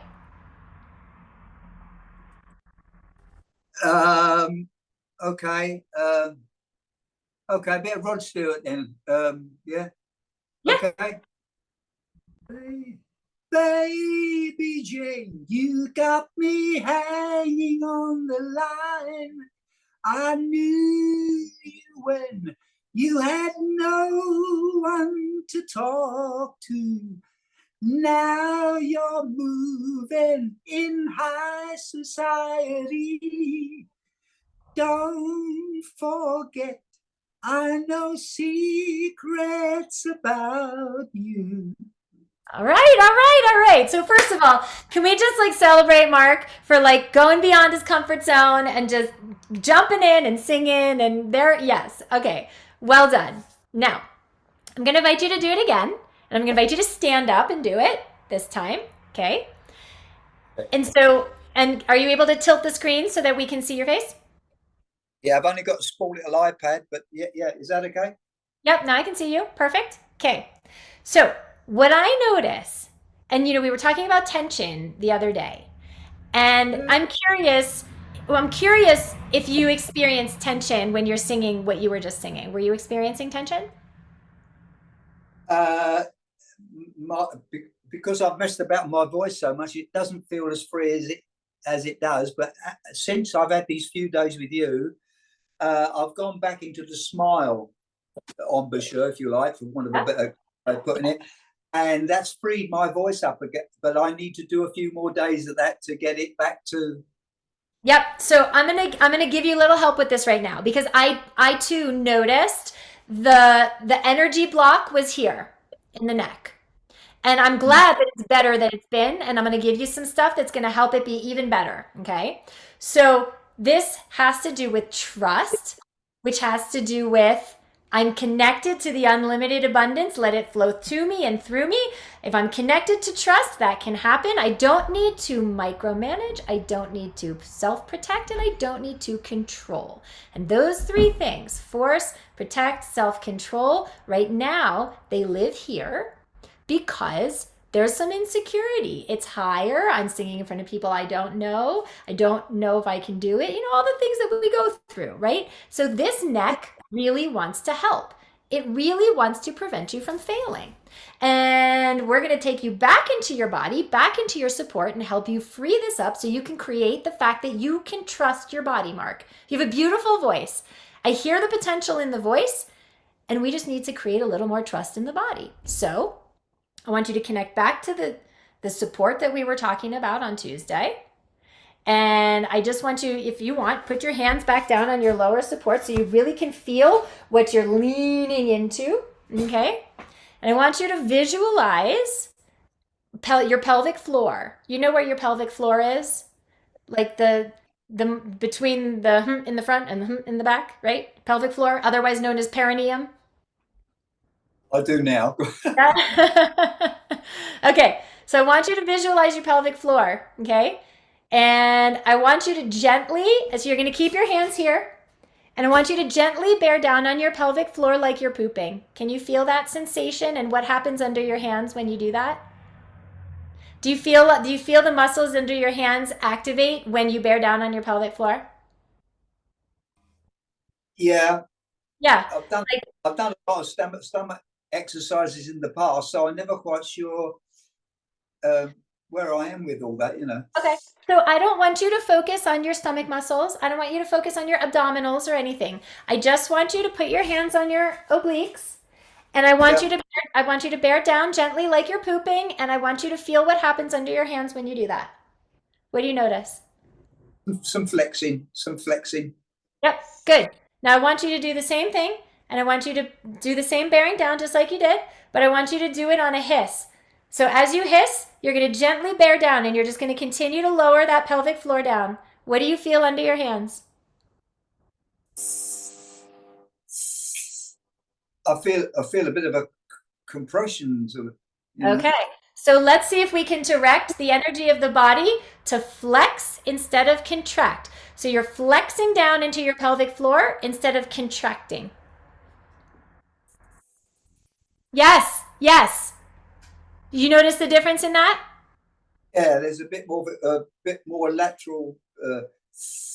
Exactly. Good. Yeah. Now you're going to do that, and you're going to direct yourself into that lateral flex as you bear down and out, okay? And as you do that, I want you to move your head gently from side to side.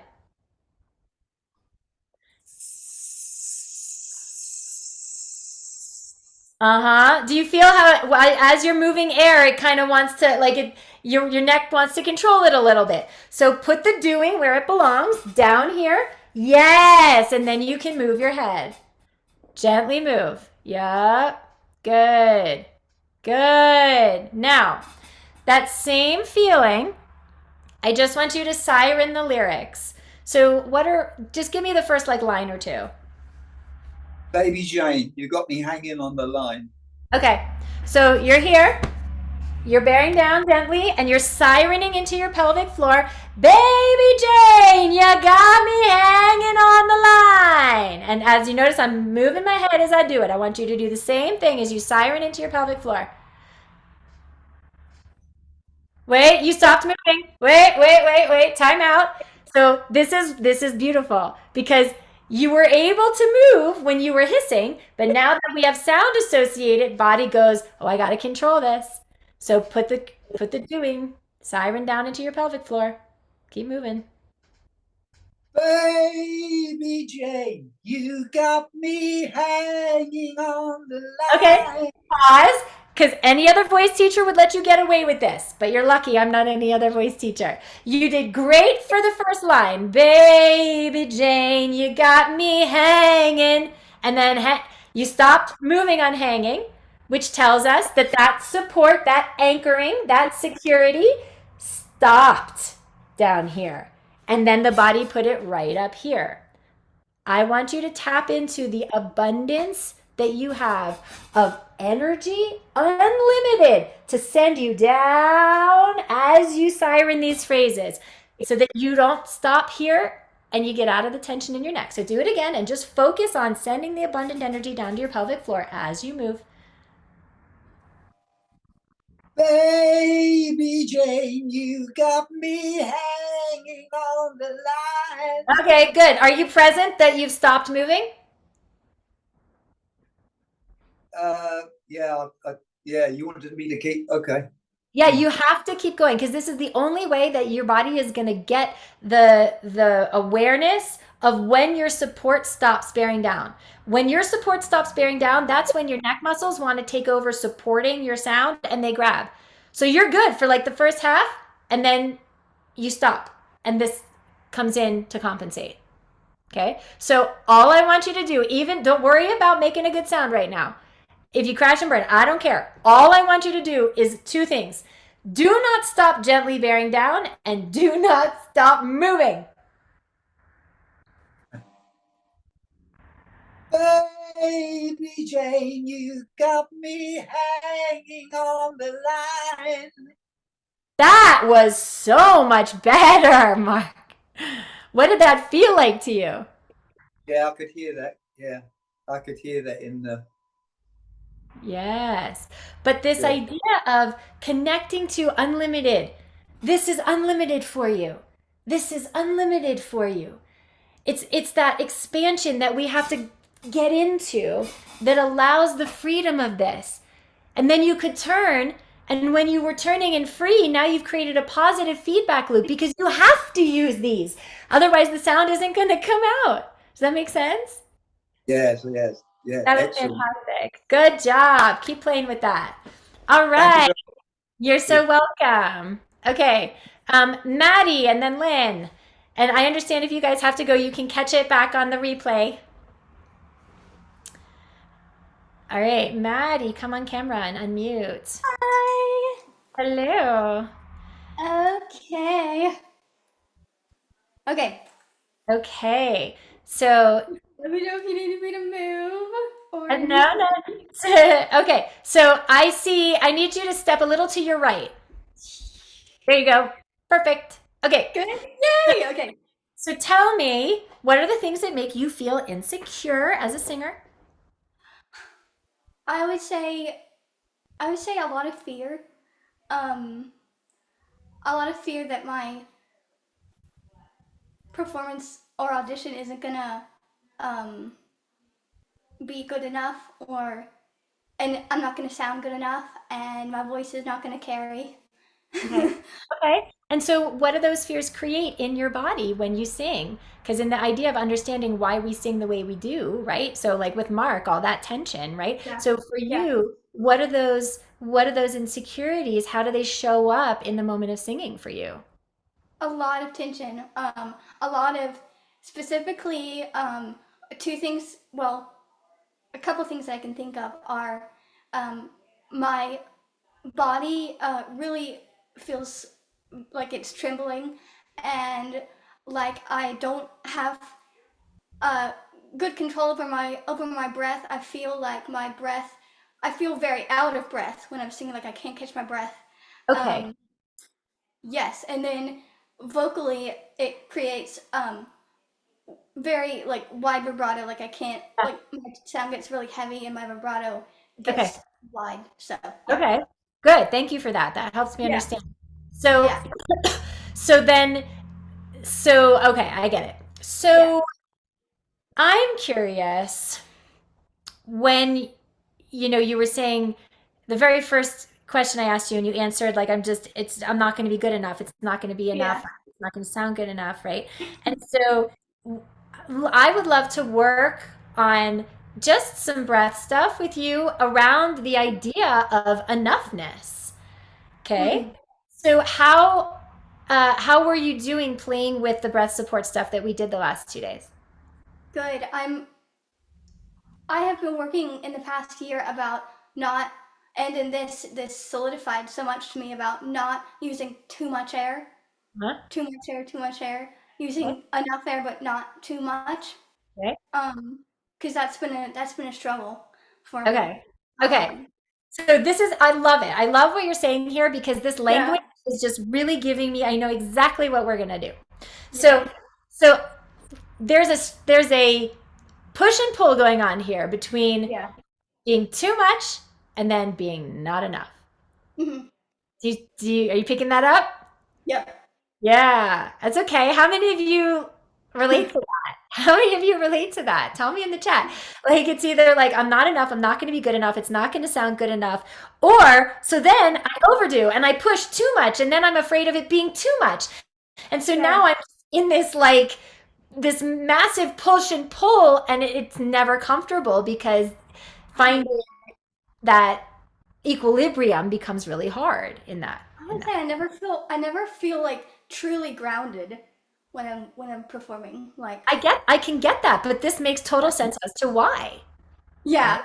Yeah, complete sense. So let's do. How were you doing with the lip trills? Were you finding lip trills when you were doing them? Yes. Okay, so can we do a few lip trills? And I would love for you to bring in this idea. So the energy exploration card that I'm going to give to you as we work this technique is I get to be perfectly imperfect. Okay. That I'm gonna sounds perfect. Type it into the chat so we have it. I get to be, perfectly imperfect. Because I mean, listen, you're talking to like an A number one recovered perfectionist here, so I totally get it. Yes. And one of the things that really helped me was this idea of being perfectly imperfect. Because that perfectionism, it's like your inner critic, your ego mind's answer to how to not fail, to how to not have to experience the pain of failing and not being enough. So it tells you if you're perfect, then you won't have to experience the pain of that. Right. But the irony of it is, then nothing's ever perfect. The bar is always moving. And what's perfect anyway? You have your idea of what's perfect, but everyone in that audience has a different idea of what's perfect. Exactly. You can never be everything to all of them. And so it's just, when we go to perfectionism, guys, what I have learned is that we set ourselves up for failure because we have convinced ourselves that the way through in being perfect is what's going to get us there, but perfect doesn't exist. So we've completely set ourselves up for failure, telling ourselves we need to be something that we can never be because it doesn't exist. Yes. Okay? So for a perfectionist, though, it's really hard to disavow ourselves of that idea that there isn't a standard. So I'm going to let you keep your standard, but I'm going to ask you to be perfect at being imperfect. Okay. Okay? So you get to be perfectly imperfect as we do some lip trills, okay? So same as we do, I'm going to just make sure my original sound is on. I'm going to start a little higher for you.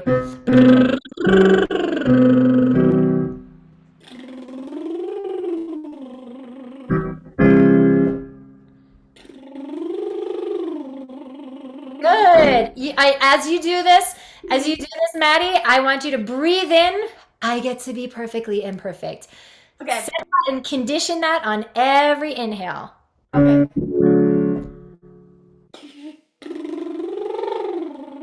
Good. I love that didn't come out first. And I love that you just kept it. Because why? You get to be perfectly imperfect. And I'll give you a little trick, which is get into that support before the lip trill. Yes, feel your flex first.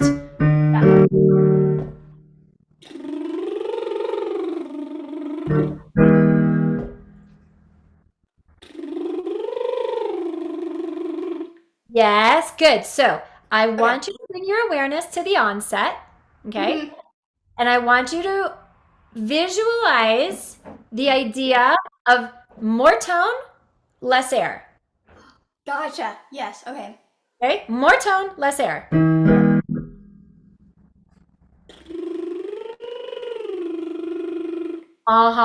And it's interesting because I'm hearing air before tone. I'm going to exaggerate. It's not this bad, but I'm going to exaggerate. I'm hearing and what that tells me is that she started moving air before she has engaged her support. So Maddie, put your hands back on your obliques, okay? On your lower, so find your hip bones. Find your hip bones. And like the muscle just above your hip bones that runs on a diagonal towards your pelvis. Yep. Put your palms on those. There you go. Perfect. Now, I want you to put the lip trill into your palms. Okay.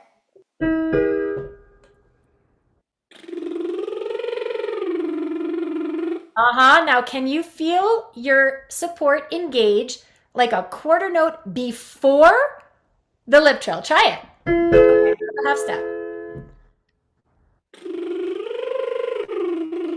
That was way better. Pay attention to how that feels. Do that again. Yes.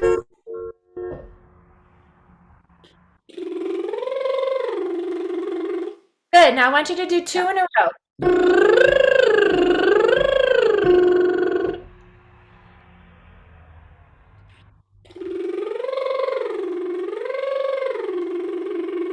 Yes. Did you notice how you had plenty of air? Plenty of air. Oh yeah. Air. Didn't run out of breath. Okay. Yeah. Now let's take that. What did that feel like to you though, in terms of your support in your body? What did you notice? I'm feeling definitely more grounded, and like I have less air, more tone. Like that's Yeah. helping me. That Okay. idea. Yeah. So now let's take this idea and let's just do a verse of something or a chorus of something, whatever you want, with Okay. one caveat. It Okay. still has to be perfectly imperfect. All right. Okay. So I was thinking a hard aria for me sometimes is O mio bambino cara. Is that good? Sure, whatever you want. All right. O mio bambino caro, mi piace bello, bello, fondare in porta rossa, a comperar l'anello. All right. So first of all, what did that feel like to you? Were you being perfectly imperfect? Yes, I was. Good. Okay. And tell me, how were you noticing your support? Did it feel the same as the double lip trill where you just got in it and you flowed through it over the course of both lip trills without changing? It did not feel the same. All right, good awareness. Good awareness, okay? No, but it's important, guys. It's important that you understand, Maddie, that is a win. That you noticed the difference between the efficient support and the feeling of the double lip trill, and that because unless you identify what the feeling of the good sound is and the feeling of the less efficient sound, like how are you ever going to be able to know what to choose, right? Okay, so let's go back to the beginning.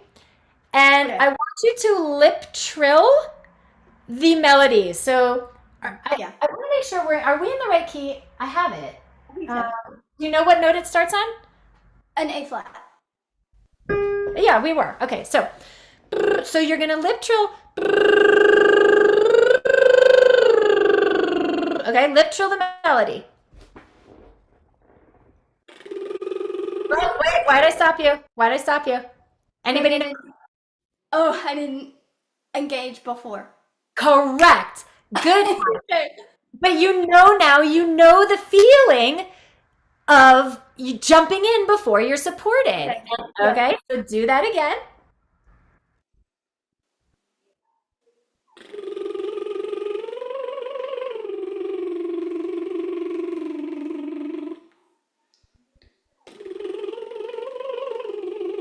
Okay, pause. First phrase, fantastic. Yes, and then the second phrase, it was. What happened? You know, it was that. So you talked about the other day. You talked about this like releasing before, and I didn't feel like I did that. So I had like too much air pressure like built up. Too much tension, exactly. Too much, yeah. And then what happened is the body wants to release that, and so each note she's now on and off. And we lose the legato, okay? So can you play with that second phrase and really lean into that legato, okay? See, I think I'm worried about being in tempo and taking like, Don't worry about that right now. Don't worry about that right now. We're being perfectly perfect right now, right? Right? And here's why I don't want her to worry about this right now, guys. is because she has to teach her body what it feels like to release on that inhale. But if she is worried about tempo and she has to keep up with tempo, she's going to rush it, because right now it takes her body longer to release than the time she has, because it's new. Yes. It's new to you to do that. But if you never give yourself time, then all you're going to do is condition that grabby, jumped in breath. Right. And trust me, do the breaths out of tempo for now. Teach your body what it feels like to release on that breath, and then slowly but surely you'll be able to do it more quickly, okay? All right, so second phrase.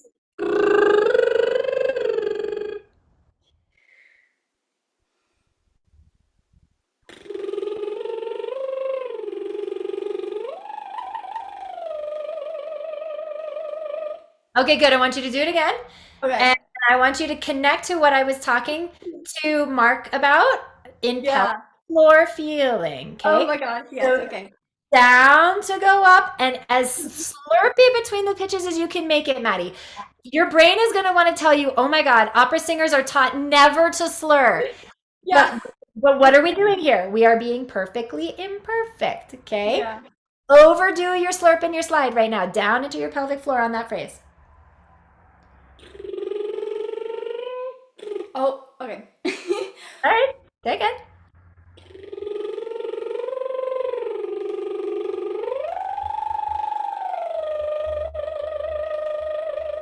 And now, ladies and gentlemen, we do not have a disembodied head voice.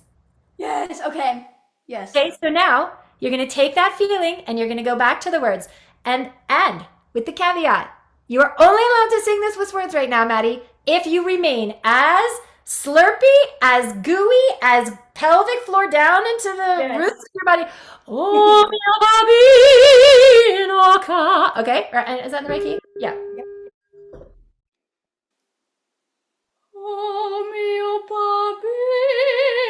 Okay, did you feel yourself pull off there for a second right before the pitch jump? Yes.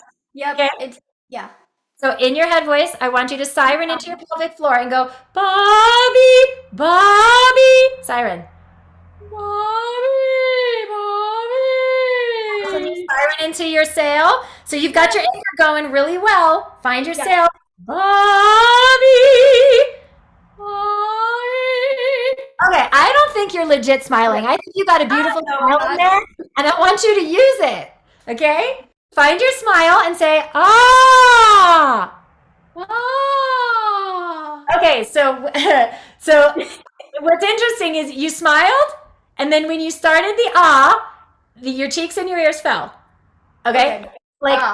Overdo this for a second, okay? Don't worry about making it sound pretty. Don't worry about showing me your beautiful voice. Find your fangs, let your jaw soften, and pelvic floor. Ah! Nope, you lost your smile. That's not a smile. Okay, has somebody taught you to act because I know a lot of people who have choir. I think apple thing, yes. Yeah, especially choir practice. Oh, okay. Yeah, no. Okay, so here's what you're gonna do. You're gonna take your finger, because she just needs to condition the fact that she's got way much more space and smile than she thinks she does. Okay? Right. So you have this great smile right now, and you have these great cheekbones. Okay, so now you're gonna take your finger and you're gonna tap the bottom of your teeth. You're gonna go tap, tap, tap. So take your finger horizontally, like you're gonna brush your teeth. Okay. Like you're going to brush your teeth with your finger, okay, horizontally, and touch the bottom of your top teeth with the side of your finger. Yes. Now tap, tap, tap, tap, tap your teeth. Up, up, up, up, tap, tap, tap. Not the front of your teeth, the bottom of your teeth, like what you would bite if you were going to bite your finger. Here, I have a better idea how to describe this. Bite your finger like it's a toothbrush. Bite your finger. Bite your finger. Yep. Now, release the bite and tap your top teeth. That's what I'm talking about. Okay. Tap, tap, tap, okay? Take the whole horizontal of your finger, okay? But move your finger over a little bit so that you have to smile to do it, or else you're going to touch your lips. Yes. Tap, tap, tap, tap, tap. Okay, now. Okay, this is so helpful. Okay. Yeah. That's your smile. Ah. Ah. Engage pelvic floor. Aye. Aye. Yes. Aye.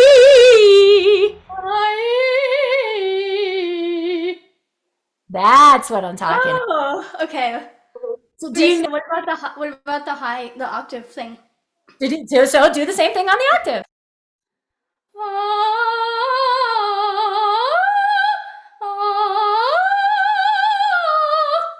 So, okay, here's what you're learning. What happened?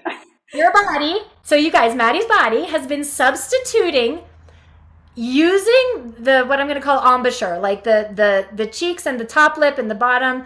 And Right. you've been trying to control and quote support your sound with that. I just Right. took it away. I just literally took that away. When you're tapping, you can't do that anymore. And so you noticed as you went up to the octave for the first time that there was like literally not enough support. It didn't do it. Right. Because what you had been using to support, you couldn't do anymore. You couldn't do that manipulation with your face and your cheeks and your and it also is a lower soft palate, okay? Right. So tap again, and this time be perfectly imperfect and pelvic floor down. Ah. Okay? I mean, come on. That's light and it's like light years difference. Okay. What do you notice about that? I definitely notice me like manipulating my mouth and just the tapping, like that's a big breakthrough. As soon as my top lip will not get out of the way, and I feel like, yeah, if I can So move what I it. would do is I would practice this or whatever rep you're doing just on vowels, doing the tapping. So with the tapping, just to really get that shape into your muscle memory. And then you can put the consonants back, but keep tapping to make sure that you're not, when the consonants come in, pulling yourself back down, okay? Okay. Yay, good work. And you know, Thank you so much. what I want to like iterate for you guys and just like really hit home, if I may, is that the permission to be perfectly imperfect was really important here to help her be her to let go of some of these things that she thought she needed to do. You know, it can be really weird to be here to go like, oh, with your hand on your teeth, or you know, like engage in different ways that you wouldn't before. And so it's like when we shift the energy, then the things that we want to create in the body are so much more readily available to us. Great work, Maddie. All right, Lynn, last but not least.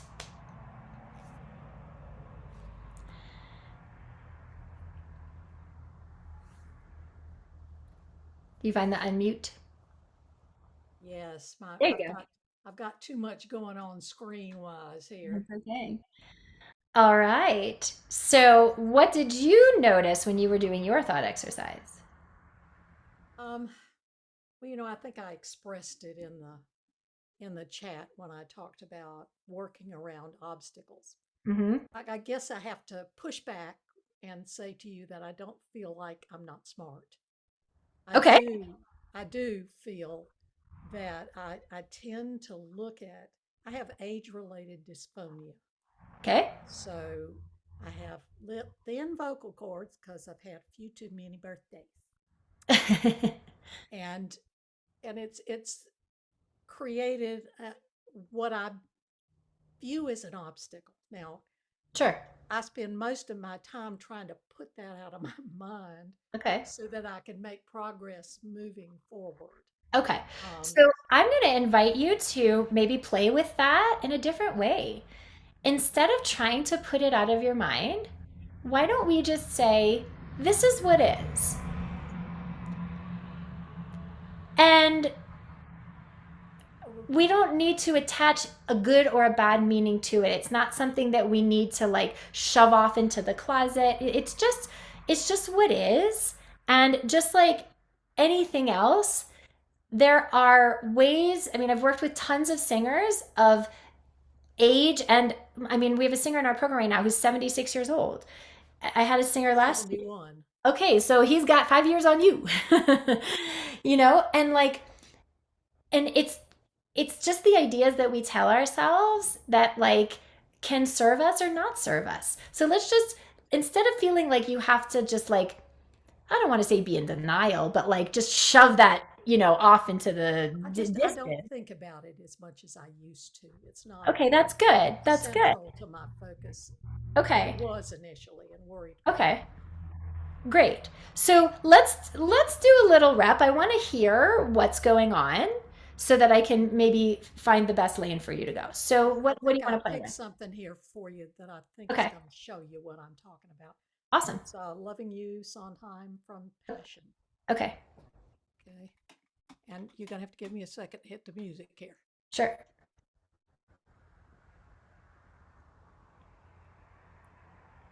But I'm not going to get a sound here. Do you know what note it starts on? I can just give you the pitch.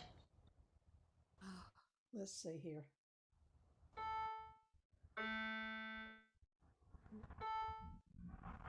Loving you is not a choice, it's who I am. Loving you is not in my control. Loving you is, well, I'm going to start again because I got off my lyric, okay? Do you mind taking a step back because you're getting cut off on this? Sure. There you Sorry, go. Now I I'm can. on a DSLR here, so it's not like a webcam. So. Okay. Loving you is not a choice, it's who I am. Loving you is not a choice and not much reason to rejoice, but it gives me purpose, gives me voice to say to the world, this is why I live. You are why I live. Okay. Can we work on that much? Sure. Okay. Well, first of all, what'd that feel like to you? Well, I truly love singing it, frankly. You know, I can tell. It's a wonderful sentiment. But it distresses me that that the word purpose doesn't ring, that I don't always make it to voice, even though I know those notes are there for me. I know I can. Okay. So let's go to that phrase. Let's go to that phrase. And one of the things that I notice is I feel like you sit down on your larynx. And there's a tilt of the resonators, meaning so if you think about your soft palate and your hard palate, I want you to think that you're like coming up, like opening a trunk, like that, so that it's not that the soft palate goes like this, like stretches this way, but I want you to visualize like a diagonal here, and I want you to pull the diagonal up behind your eyes. So the way you're going to do this is I want you, okay. So can you, what is the phrase? With purpose. But it gives me purpose. Right. And it's in mostly head voice by the end, right? Yeah. Yeah. So I want you to talk to me in your head voice. Okay. Yes, lots of tilt. And I want you to do it on long vowels so you've got your up. Now include your down, pelvic floor down. And I want you to say 1, 2, 3. 1, 2, 3. Okay. So it's a short ballroom right now. So you're kind of tilting, but it's like here. So I want you to expand more depth up. Like I'm taking your hair and I'm going whoosh, up the back of your head. 1. Okay, so it's a breath support thing now and a jaw thing now. Okay, so did you notice how when you let that go and you opened up, we got like a lot of air. It was like very airy. Did you notice that? Yeah. A lot of air when the chords don't come together. I get a lot of air. Well, but the air. So it's a chicken and the egg thing, because it's that flood of air that actually makes it harder for the chords to occlude, because it's like it's a, you know what I'm saying? And so it's too much. It blows it out. You know what I'm saying? So I want you to come back down to your breath, and I want you to put one hand around your lat. So feel your back under your bra line. Yep. Yep. And other hand on your oblique. Okay. Yep. Relax your shoulders. And then find that back body breath. So breathe into your back. And yeah, but stop. Don't let it get any higher, right? That's plenty. So let it go. And then, and so you're going to find that inhale and that expansion that you find. Then when you siren, you're going to lean into it. It's almost like, have you ever worn a corset for a costume or anything? You know what it feels like to like breathe into that corset, to have that like resistance. So you're creating that resistance and then you're like breathing into that. You're creating the corset and then you're sirening into it. 1. Siren into your hands. Create the space and then siren. 1. Interesting. It got a little less airy. But I also feel that it's very much up here and it's not down here. 1. Yeah. Can you? Yeah. So 1. Yeah. So when you talk in your head voice, so let's just go back to talking for a second. Come back to that feeling of pelvic floor. So are you able to feel the pelvic floor lower? It's a feeling of bearing down. It's a feeling of pooping. It's a feeling of giving birth, okay? But like not violent, you know what I mean? It's just like sit down on it. And I want you to visualize that you don't have a mouth here. You're a creature who doesn't have a mouth here. Your mouth is between your legs. And I want you to talk out the mouth between your legs. 1. 1. More tone, less air. Do that experiment. 1. Better. It's getting more clear. When I said more tone, less air, something clicked for you. Do that experiment again. More tone, less air. Out through your legs. 1. Yeah, say ka ka ka ka ka ka ka. Ka ka ka ka ka ka ka. Yeah, but don't squeeze it. Ka ka ka. No. Ka ka ka ka ka. Ka ka ka ka ka ka ka. That's the tilt. That you feel how it opened up when you did that? Okay. So now let's just play around. Go woohoo! Woohoo! But did you feel how everything went whoo? And you all of this, I could see it on the screen, collapsed in and pushed way too much air out. So you've got like you might have the age related whatever we call it. You know what I'm saying? However, the way that you're using your body makes it worse and aggravates it. Because all that push out, that extra air, right? So resist that. More tone, less air. Woohoo! Woohoo! Better. Did you feel what a much less stream that was? That's a more focused stream, okay? Do like an ambulance siren. Woo, woo, woo, woo, woo. Woo, woo, woo, woo, woo, woo. Yes. Now say 1, 2, 3 in the same way you did woo, woo, woo. 1, 2, 3. Yeah. Long vowels. Connect the dots. 1, 2, 3. Yes. Now say purpose. Purpose. Yes. Talk the words of that phrase. Talk the words of that phrase. Don't sing it. Just talk it like we've been doing, like the like it was just words in your head voice. But it gives you purpose. Yeah, long vowels. But it gives you purpose. But it gives you purpose. Yes, do you notice how when you go up to purpose, you're now much more in the more tone, less air feeling than in the flood, which is more air, less tone. It's the opposite, okay? So now you're just going to talk it on the melody. So I know that means like, well, what am I supposed to do? I'm talking, but I'm on the melody, right? What it means is don't change how you're using your body. Because if I tell you to sing right now, you're going to go back into all your old bullshit habits, as everybody does. So this is where the words we use matter. When you think sing, you go into habit. But when you think talk and when you think more tone, less air, oof, much more resonance. Okay, so talk the phrase in exactly the same way you just did woo, woo, woo. But it gives me purpose. But did you feel how you wanted to whack purpose? Purr, and you pushed air. Don't push. It gives me purpose. Okay, so find, that's okay. What is the actual melody on that phrase? I've lost it in my head. But it gives me purpose. Okay, so I want you to find the line of the phrase.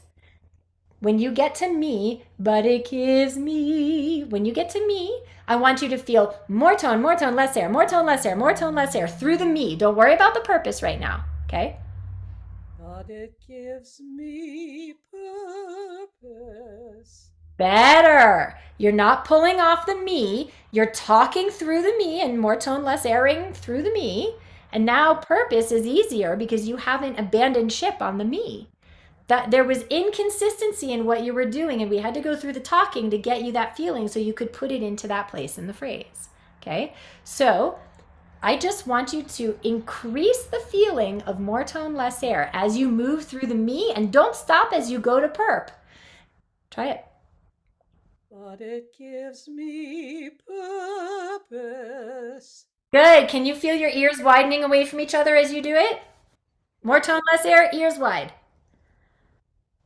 But it gives me purpose. Yeah, because purpose is the highest note, and this, like a lot of singers get into this, because purpose note is the highest note in the phrase, mind wants to make it more important. Mind wants to push more air through it because it's higher. Can you vacuum that note in? But it gives me purpose. Vacuum it in. But it gives me purpose. Better. It's a reverse megaphone feeling. Right now your megaphone goes this way, and it's like too much out, right? Implode. Go that way. Purpose.